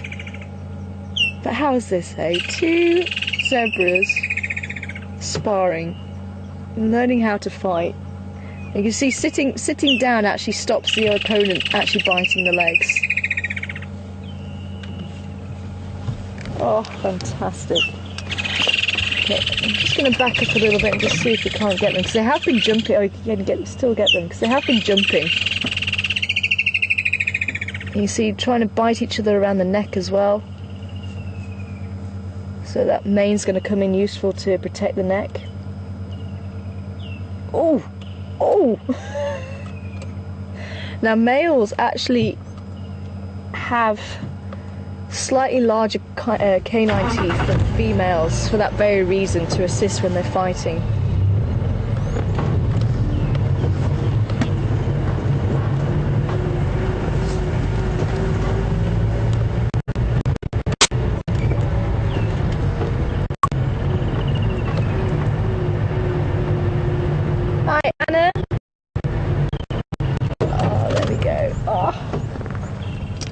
Welcome on board this morning from New Jersey.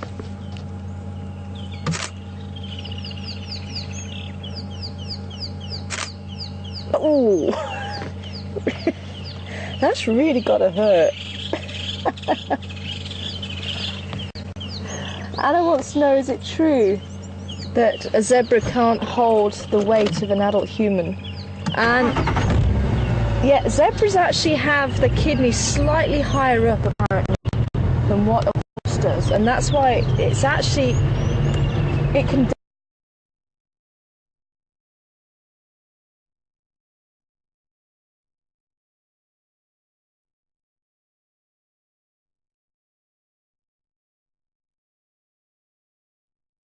damage the zebra if you try and ride one. It's not good for it. I think they can actually hold a human, but it is to do with the placement of the kidneys. And zebra do have quite a big chip on the shoulder as well. They don't really appreciate being ridden. I think it was Rothschild who actually had two zebra who he used to harness, and they would actually pull his carriage. Or Bucky, I think he had, or Buggy.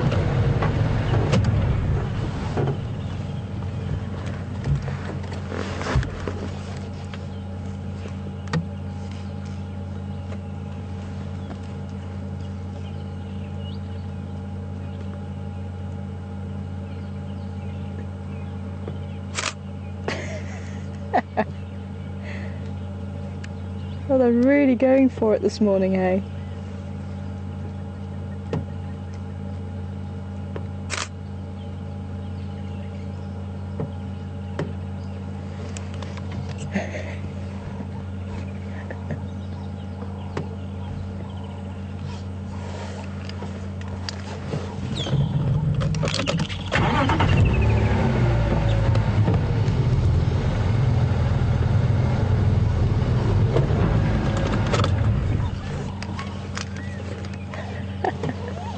Hi Marsha, welcome on board this morning from Kentucky.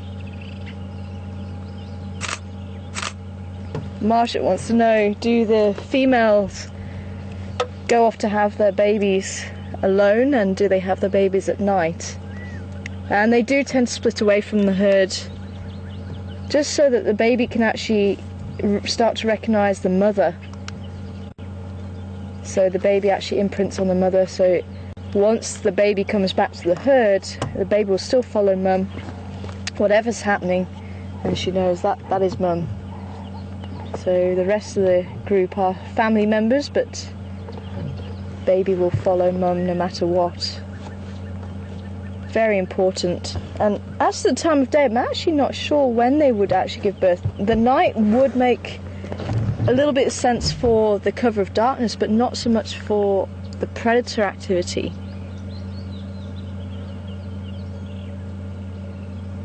I'd have to actually look that one up for you, because I've not heard of when zebras give birth. What time of day? I would say probably early morning, but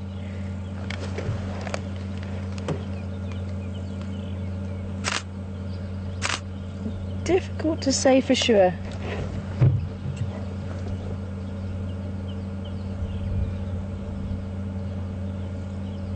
Wow, these two are really giving us a show this morning. Absolutely fantastic.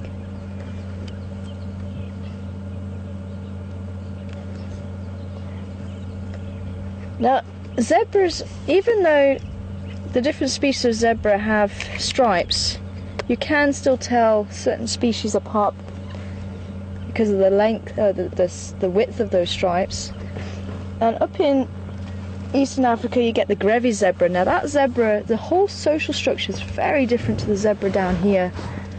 They will actually hold onto a territory, and the females will pass through and select which male she wants to mate with. So it's a very different social structure. They don't stay as a herd, as a family herd.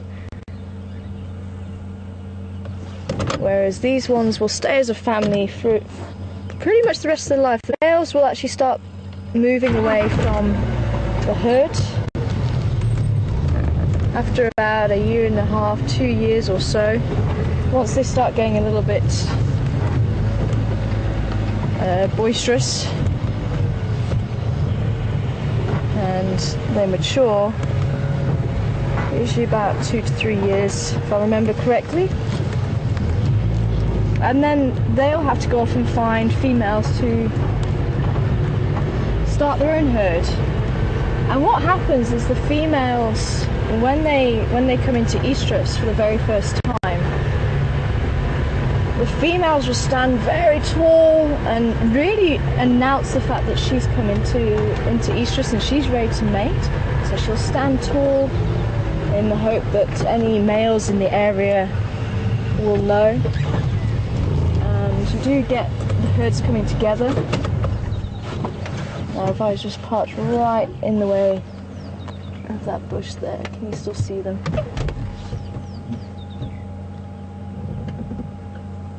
So as I say, she'll put her head up and just really advertise the fact. So other males in the area will compete for her, and the winner will take her away and mate with her. She might not fall pregnant. She'll then return back to the herd, and the next time she comes into estrus, it might not be as well advertised, but this process will go on until she actually does fall pregnant, and whoever she falls pregnant with, she'll actually stay with. And that's how the males will build up their family group, or harem as it's called. So the females don't stay in the herd and the males don't stay in the herd. So it will just be the stallion with his mares and their current foals. But it's quite a relaxed affair when other herds meet. So the stallions don't get upset with each other. You quite often see the stallions actually interacting and wow.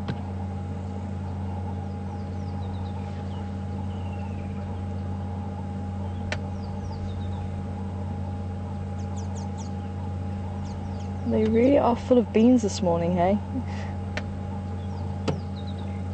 You got a few of the impala just mixed in from that larger herd I was talking about.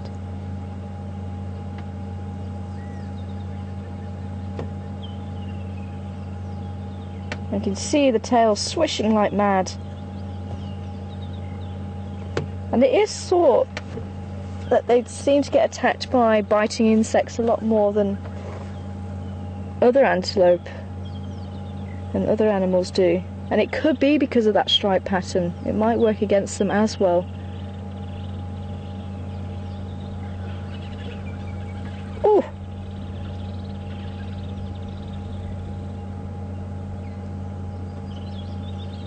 I think someone's getting a little bit irritated with the two boys.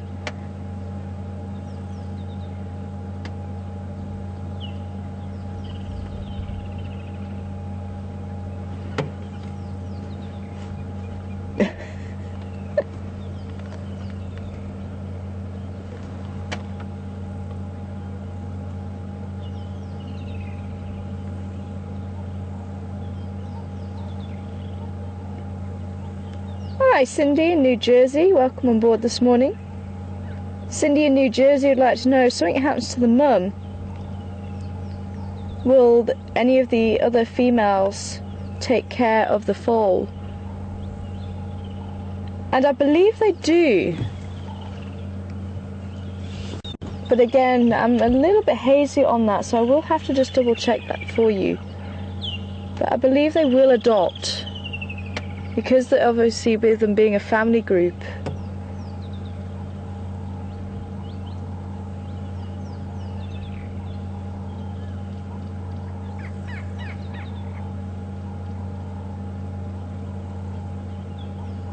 But what is interesting, we saw the hyenas this morning. The hyenas won't adopt. If something happens, they will not adopt the babies. So even though they can be quite a close clan, Doesn't seem to happen, which is quite interesting. And I think, again, that's that rivalry again coming through with the spotted hyenas. Oh, well, that was absolutely fantastic, and I hope Olivia enjoyed seeing the zebra. I'm sure she would have done. I'm going to turn around and just head down towards the other side of the quarantine. I'll say we'll just do a lap around just to see if we get lucky and bump into Karula. Because apparently somebody did see her.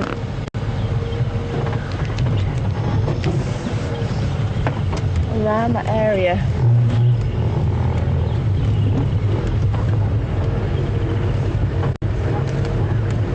Mango Northern Side quarantine.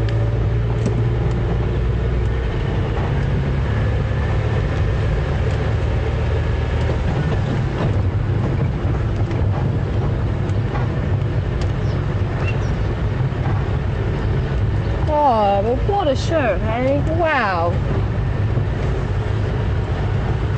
Very cool to see the zebras interacting like that.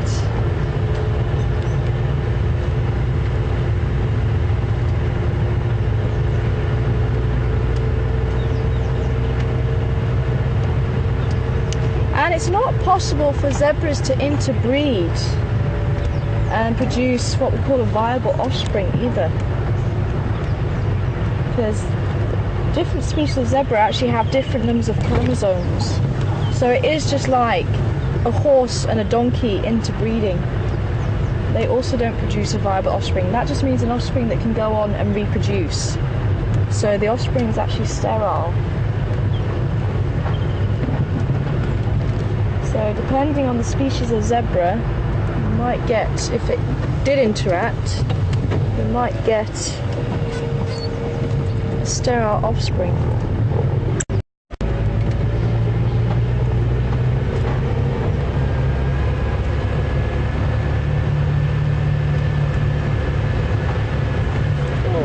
Eddy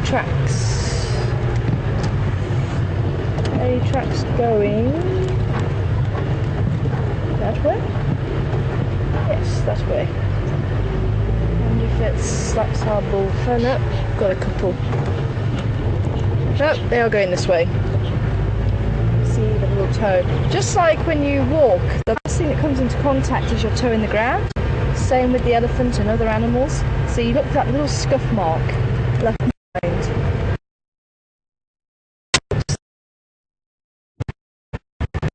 On this side. Looks nice and clear here, so we might have a look with the elephants. That'd be very cool. Oh, there's mongoose sitting on the road.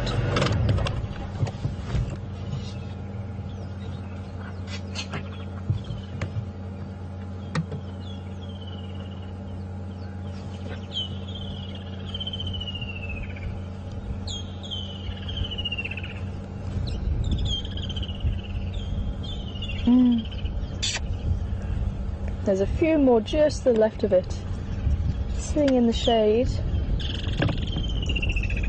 There we go.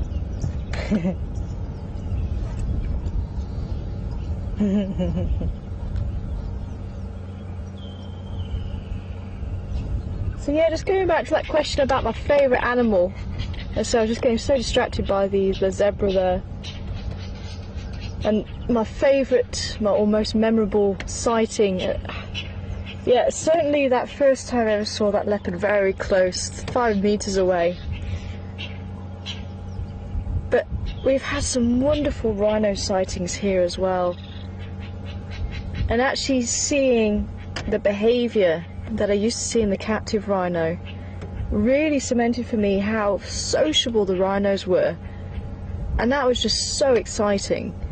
Because I thought, you know, maybe it was just because they're in captivity, maybe that was why they were doing things a certain way. So we used to have 2 males and they'd walk together side by side in the field and, you know, they would sit together, and I thought, you know, maybe it's because it's an unusual situation, but it's actually not. Male rhinos will quite often socialise with each other, and if they're feeding, they will actually walk next to each other, rubbing against each other, having that tactile communication. Oh, we've got the rollers here displaying. Just in the tree right to us. And there goes the dwarf mongoose. Quick, make a dash for it.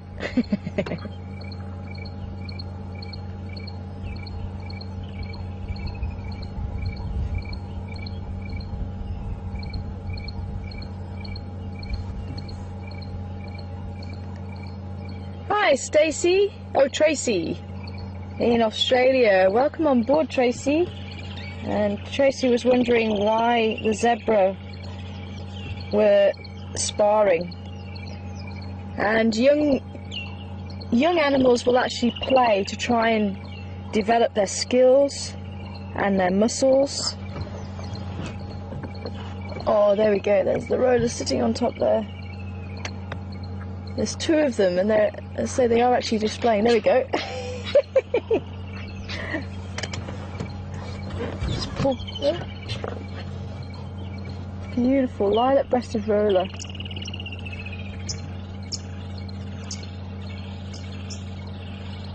There you go.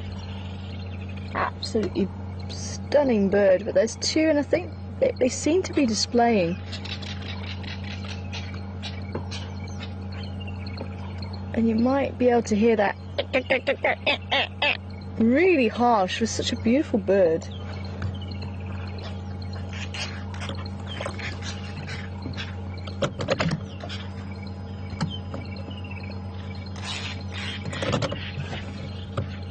And it's called a roller because of the display. They actually do roll in the sky.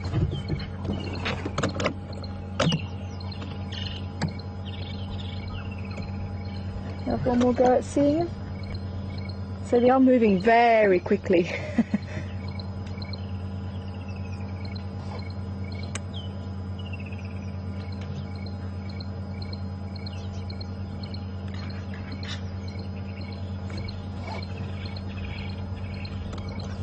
So yeah, so that's why the baby animals will actually practice, or young animals will actually practice fighting, especially with the boys. I mean, we've been seeing it with the impala. They start at a very early age, headbutting each other, and getting to know their own strength and getting to know the position they need to stand and all that sort of thing. Very, very important. The young antelope, very important for them to start building their muscles, and quite often you just see the antelope running in circles just around the adults. Again, it's just building that muscle, ready for if they do need to run for their life.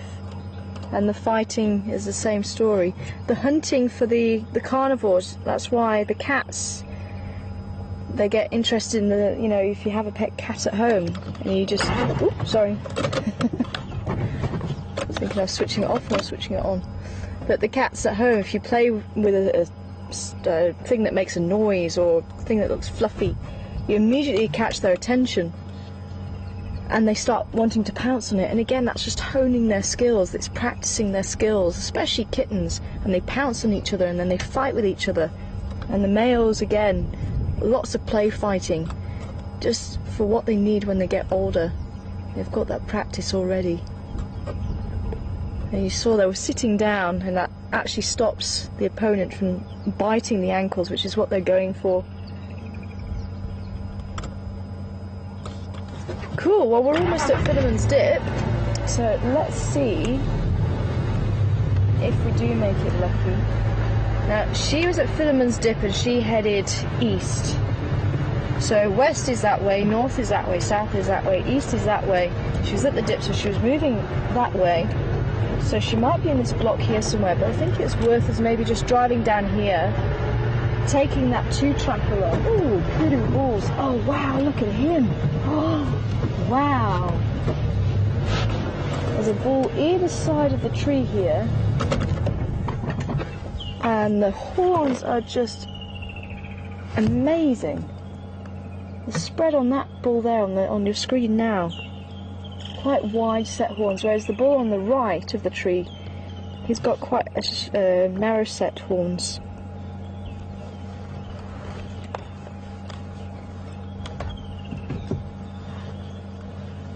You're going to turn around so we can see your horns, mister. There we go. Look how narrow those are. You can see the oxpecker running up and down on his neck. Oh, beautiful.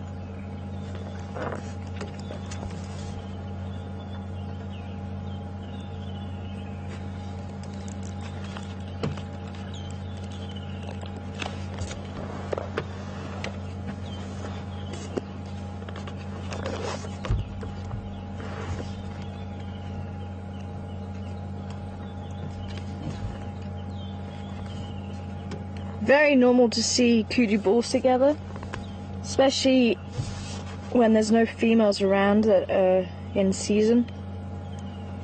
Some areas the kudus have a breeding season, some areas they don't. A lot of it will depend on when the rains fall, so here in the sands it is likely that they do have a breeding season. So outside of the breeding season. Again, they might want company, sometimes they want to be on their own.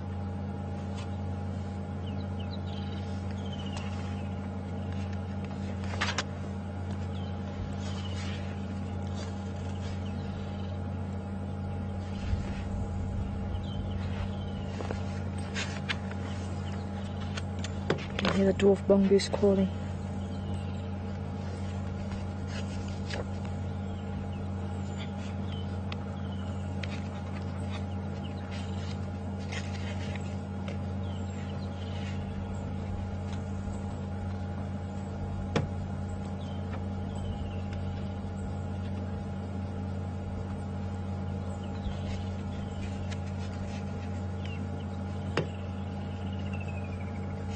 Yeah, I think I will have to do a little bit more digging about the zebra. There's nothing in the book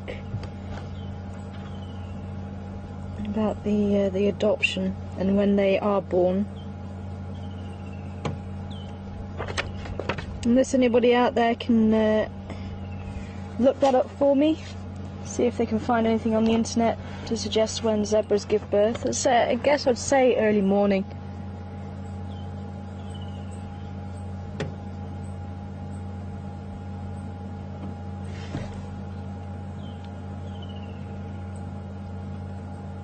This male's actually got quite a dark face compared to the other male. Yeah, you are stunning. Wow, look at that spread. Sure. Extremely wide. Almost got like the two extremes side by side. Extremely wide and extremely narrow. Be interesting to see how these two would spar. I think they would find it a bit difficult because the horns are supposed to interlock so that they won't move.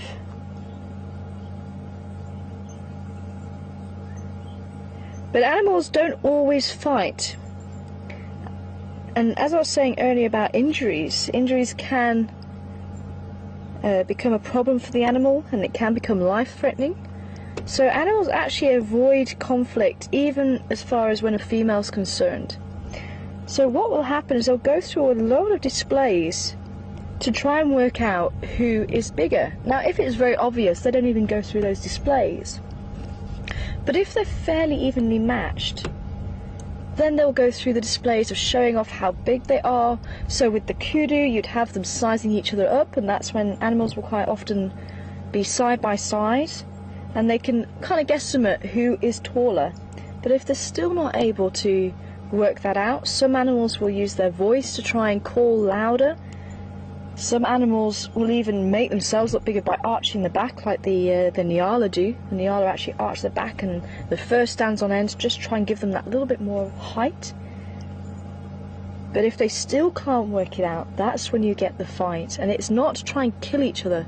It's the test of strength. But unfortunately, sometimes when they are so well evenly matched, it's very difficult to tell who is the stronger of the two. It can last for quite a long period of time, the fighting.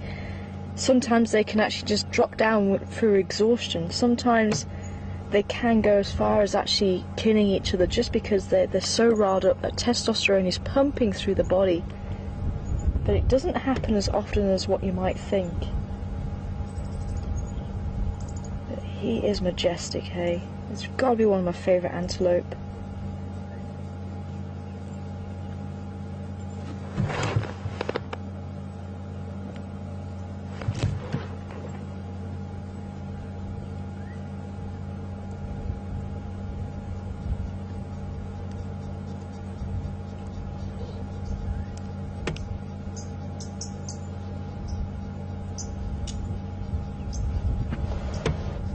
Wow, it's all going on today, eh? Amazing. And that is the African bush. It can change from one minute to the next so rapidly, and from day to day as well. You remember we stuck to quarantine area and there's very little movement around, 1 or 2 ellies. We did have that beautiful water buckball. Hello, mister. You really are just beautiful, aren't you?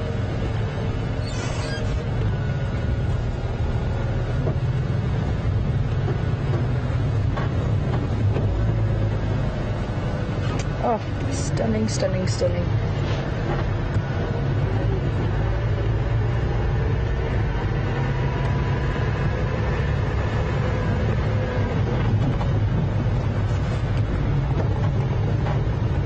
Zeus on a drive. Just goes to show you've got good taste. He would be our male of choice.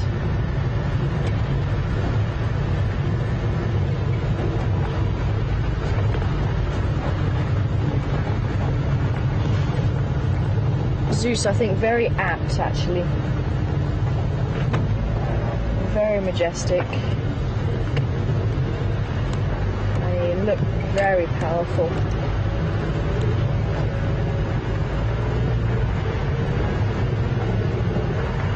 Just checking she hasn't gone on this side.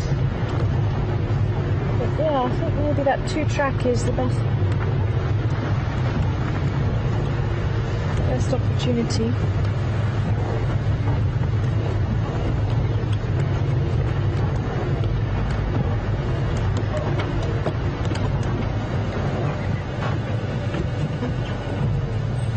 But as I say, that squirrel could easily have been seeing something else.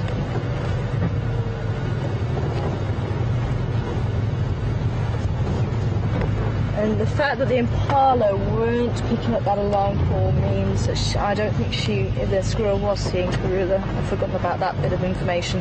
That's why it's important to actually see the whole thing. Who picks up the alarm call, who doesn't. So it was a threat to the squirrel, but not to the impala that were close by. And they were within ear range, or hearing range.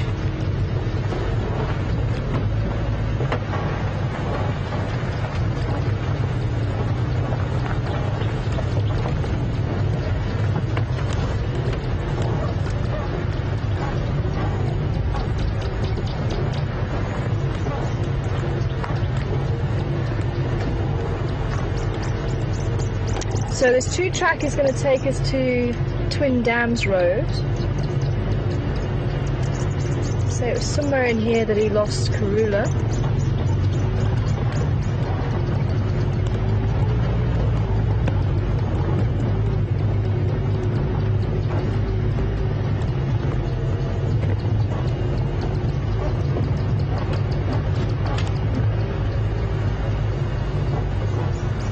Sign of the elephant tracks, but they might have cut into here.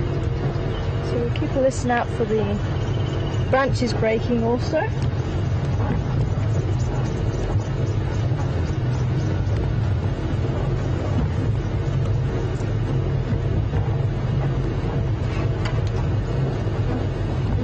So we did have a couple of issues with the microphone this morning, so you might not have heard me talk about papers and things like that have been written about the leopards. As part of my PhD, I had to write a literature review, or I will have to add to it as well, because there's a few more papers that have been written since. But there was about 300 papers or so written in the last 50 or 60 years on leopards, so very few for such a charismatic animal. And the papers will range on a whole number of things, but one of them was talking about the habitat that the leopard prefers to hunt in. And it's always been assumed that leopards prefer to hunt in very thick vegetation. Now they do tend to like the drainage lines, and you will see we look around the drainage lines. There's one actually here and that is typical leopard habitat, but that is more for them keeping out the way of the heat. It's nice and cool in the drainage lines. There is obviously going to be other animals utilising the drainage lines, so the hunting opportunities can be there. But I think there's possibly been a bit of confusion from where the leopards hunt. And leopards are highly opportunistic, so if there is an opportunity to hunt in there, they'll take it. But this paper is actually suggesting that maybe they don't prefer to hunt in thick vegetation. The reason being, they could potentially have the thick vegetation slow them down when they starting to charge at the animal. They could potentially get injured by a branch or something like that. So they were suggesting that the preferred habitat for leopards to actually hunt in is something like this. Some cover, so leopards can actually utilise this grassy area, and they can get very low, and they can use the fallen trees and the branches and the bushes to hide behind, but they still have a slightly open view of what's going on and not as much chance to be slowed down by the thick vegetation. So this would be perfect leopard hunting ground.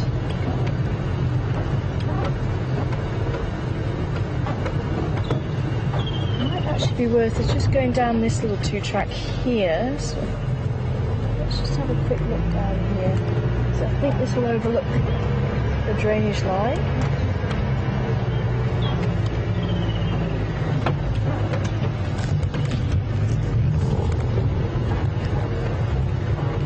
And it does actually make sense. You know, there's not as much potential for injury as with very thick vegetation. Thick vegetation you will find on the drainage lines or in the drainage lines. But yeah, quite an interesting paper.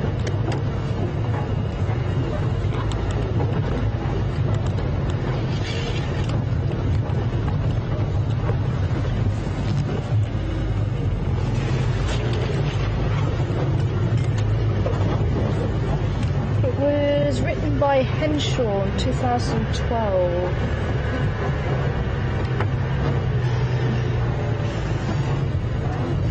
If you put into Google Scholar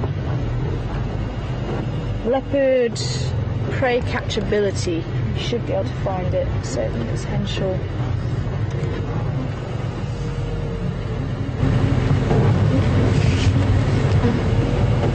So just having a look in the drainage line. As I say, we might get lucky with the elephants around here as well. And you never know, maybe even a smaller carnivore, like caracal or serval. Now, serval do tend to prefer the slightly more open grassland, but there's nothing to say they won't be utilising this area just to move from one place to another. Even the cheetah.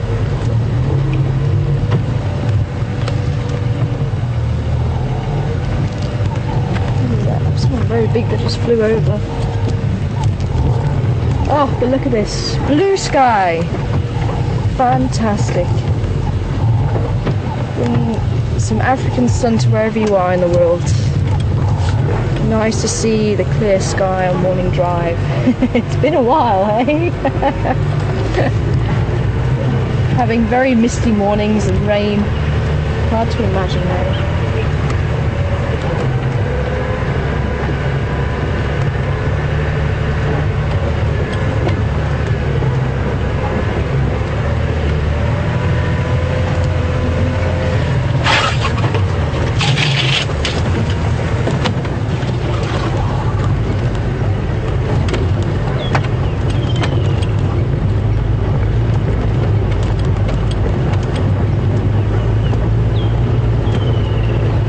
And I must admit there was another memorable moment with Karula actually. And I think I was telling the guys about this over the fire the other night, but we were actually on one of the night drives. It was one of my very first night drives, and Karula had made a kill and everyone else had disappeared back to the lodge, and we were able to quickly run back, change cameras, because obviously we did have a night camera in those days. At a very, very poor quality. It's so grainy now. It's amazing how technology does advance, even in the short few years, that's the one. And it was pitch black. You couldn't see anything in front of you. The moon was not up. There was no stars. It was such a dark night. And we had the infrared camera and obviously the infrared torch, so that we could see what was happening on the screen. And I was using my little screen that I have at the front here, so I can see what you guys are seeing as well.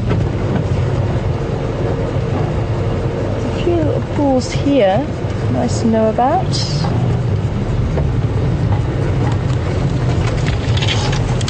And Karuna fed a little bit on the carcass, but then, where did my 2-track go?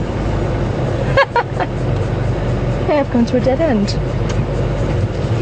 How did that happen? Let's go around there. No, let me go around there. Okay, let me go back to where my 2-track was. I think I must have gone the other side of it. This 2-track came down this way. So she started taking this kill up a tree, and it was a female impala. She'd already eaten a little bit of it, but the females can weigh in about 40 kilos, so it's about the same weight as Karuna. She's probably about 40 kilos herself. And the tree was on a termite mound, and the termite mound was probably a good 1.5 meters. And there was a little bush on top of the mound, and then there was I can't remember what tree it was, but it was very straight trunked, and the trunk itself, it was vertical for a good 3.5 meters. And she started carrying this impala up the tree, and she went from the bush and she put her foot out to the tree, and she must have just missed it, because she fell, and she fell with such a thud, and I thought, oh, she's just killed herself live on that. And it was one of my very first drives, night drives especially. I think it was in my first week or 2 weeks, and her and the cameraman, some of you will remember, he said I just went white. And I thought, how on earth do I just tell everybody the star of the show has just killed herself? And believe me, I think everybody was just watching with bated breath.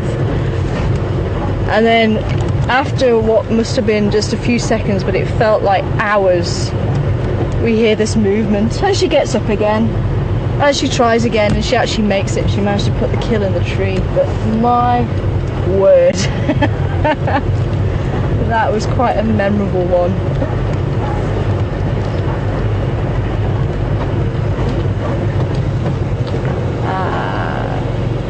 Nope. Okay, I really have lost where this 2-track leads out. Found it the other day.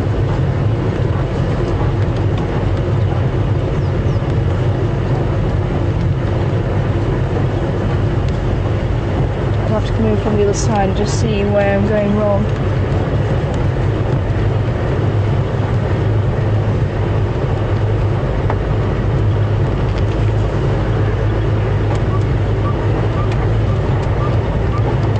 No worries. I actually go along Chelapan and go up the other side on Twin Dams Road.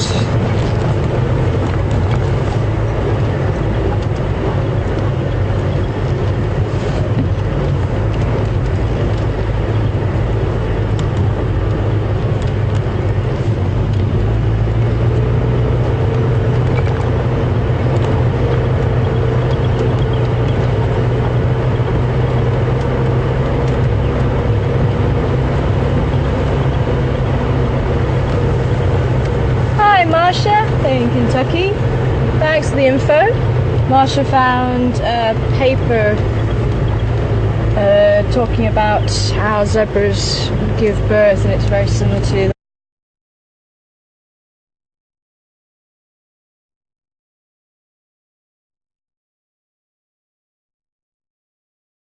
and they would be open to more predators at night. So most births from antelope and the herbivores tend to happen first thing in the morning, because I think it obviously gives the young the day to find its legs and become strong, because most species are on their feet within the first half an hour, and it has to be a very rapid thing, because if they spend too long on the ground and don't move, again they're subject to any predator that comes around. And obviously the mother will protect it as much as possible, but the quicker they can get on the feet, the better.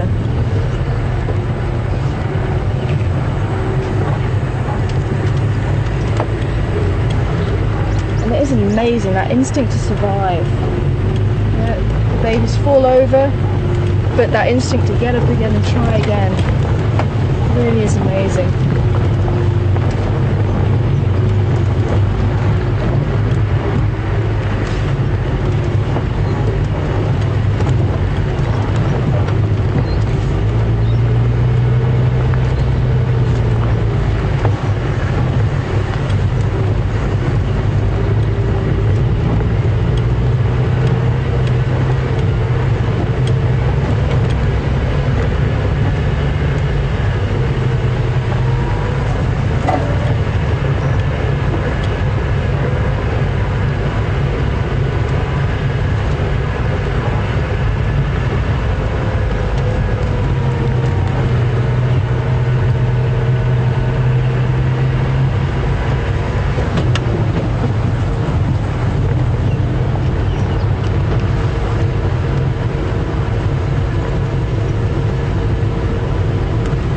So we're heading down Weaver's Nest Road now, heading towards the south, but we're going to cut across towards Chelapan and come up Twin Dams Road and just see if we can't get lucky.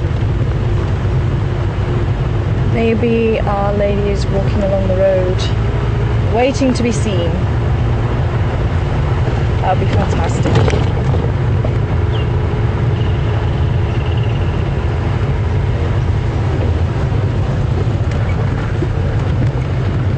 Hyena tracks going that way. It's been so jam-packed, I haven't been able to find a whodunit for you this morning.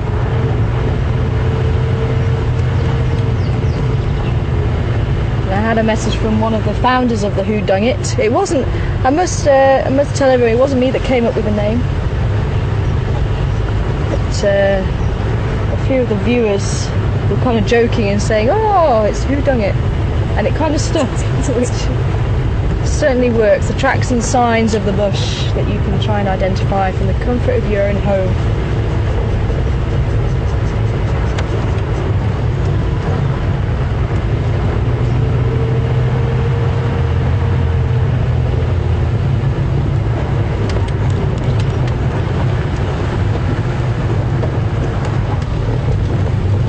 Hi, Tammy.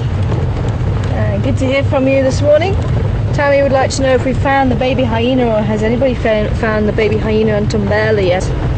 And we haven't. We've been to the hyena den that we managed to find south of the one that Untumbela was possibly born in. Because remember that the hyena went due south. And we couldn't see any movement. Unfortunately, that's where we have the technical issue of the aerial coming off the back of the vehicle there.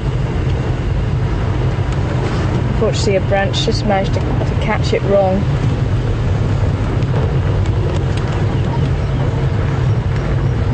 But we didn't see any sign of her there, but every time we've been there it's been a little bit warm, so it could well be that she's been hiding in the hole. We did see a couple of warthogs as we approached, so I am quite keen to try and check it out, and it might be that we do that this afternoon or maybe tomorrow morning and just check it out while it's still cool. But there's certainly somebody utilising that den, because the hole was very clean, so it either had been used or it is still in the process of being used. But I'd love to try and catch up with Untumbela. But unless if we get to see Mum or another hyena that we can maybe follow to the den site. That's how we actually find these den sites. We actually follow the hyenas in if we think they're going back to a den site.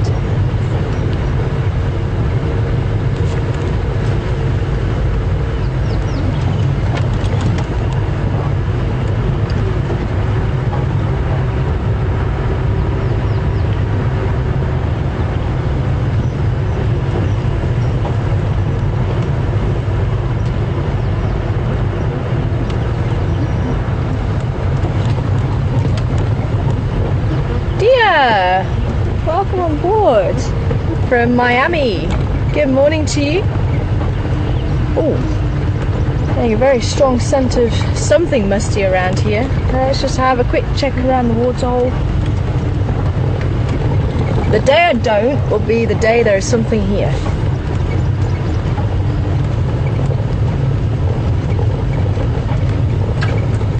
But Dia wants to know, if you're stuck in the bush, can you eat the foliage like the animals can, or will it make humans sick?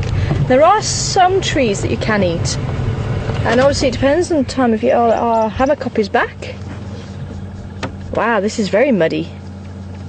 There might have been a few animals here drinking, maybe elephants splashing around. The water is extremely muddy this morning.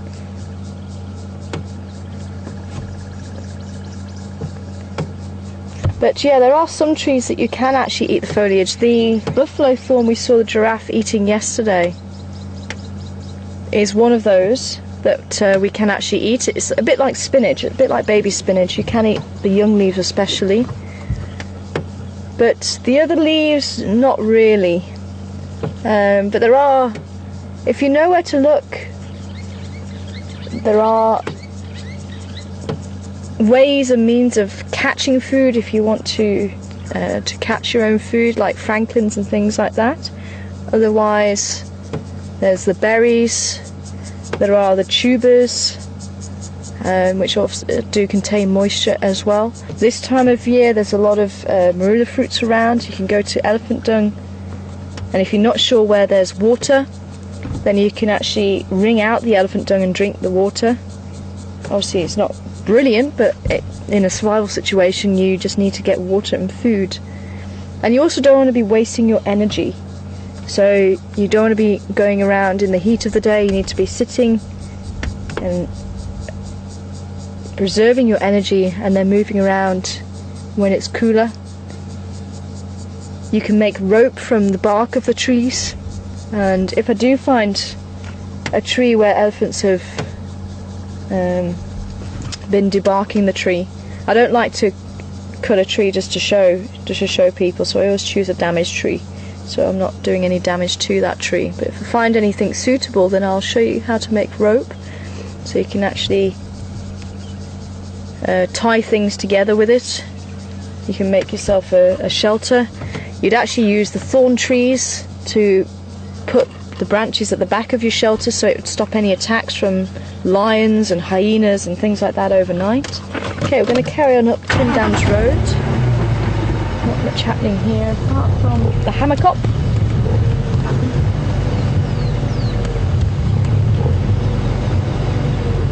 So if you know where to look, there's a lot of survival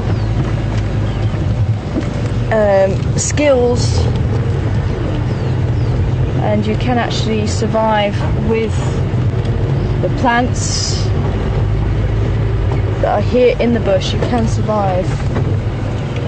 You just need to know where to look. So if you've got a toothache, like Andrew demonstrated this morning, you can actually eat the leaf to help relieve the pain. This is a buffalo thorn. shiny leaf. Wait a bit. And the leaves are very, very shiny. So if I can hold that up for you, you can see the leaf shining in the sun there. So this is the one that you can actually eat, and maybe you can actually show everybody the formidable thorns that it has here. This is quite a distinctive tree, and if you don't quite get it the first time, believe me, if you walk into it you will remember it. So it has the straight thorns and then the hook thorns, the buffalo thorn, and it's thought the buffaloes back there rumps into the trees, and the lions can attack from the front and the bush can protect them from the back, so the horns can protect them from the front. But unfortunately it sounds like we're coming to the end of our drive, but what an action-packed drive it has been this morning. All the animals have come out to play, absolutely fantastic. And as I say, wonderful as ever to sit with a leopard and learn a little bit more about the behaviour, and obviously the behaviour of the hyenas as well. And as I say, that for me, I love seeing the animals and the birds, but the interactions is really what I love and enjoy sharing with you. And I'm so pleased that so many of you were able to join us this morning, and thank you so much for all your questions. It's been wonderful having you on board. Andrew, thank you very much for your camera work, and back in final control, Brian and the thumb sending through all your questions. From myself, I hope you can join us this afternoon here on Wild Earth. We're going to be hopefully catching up with the young male, but I would love to catch up with his mother, so we'll certainly try this area, see if we can find her, and you never know, maybe she might show us if she has got a cub. It'll be interesting to find out. But who knows, this is the bush, anything can happen. But do enjoy the rest of your day, have a good sleep if you're joining us from wherever you are in the world at night, but take care, bye for now.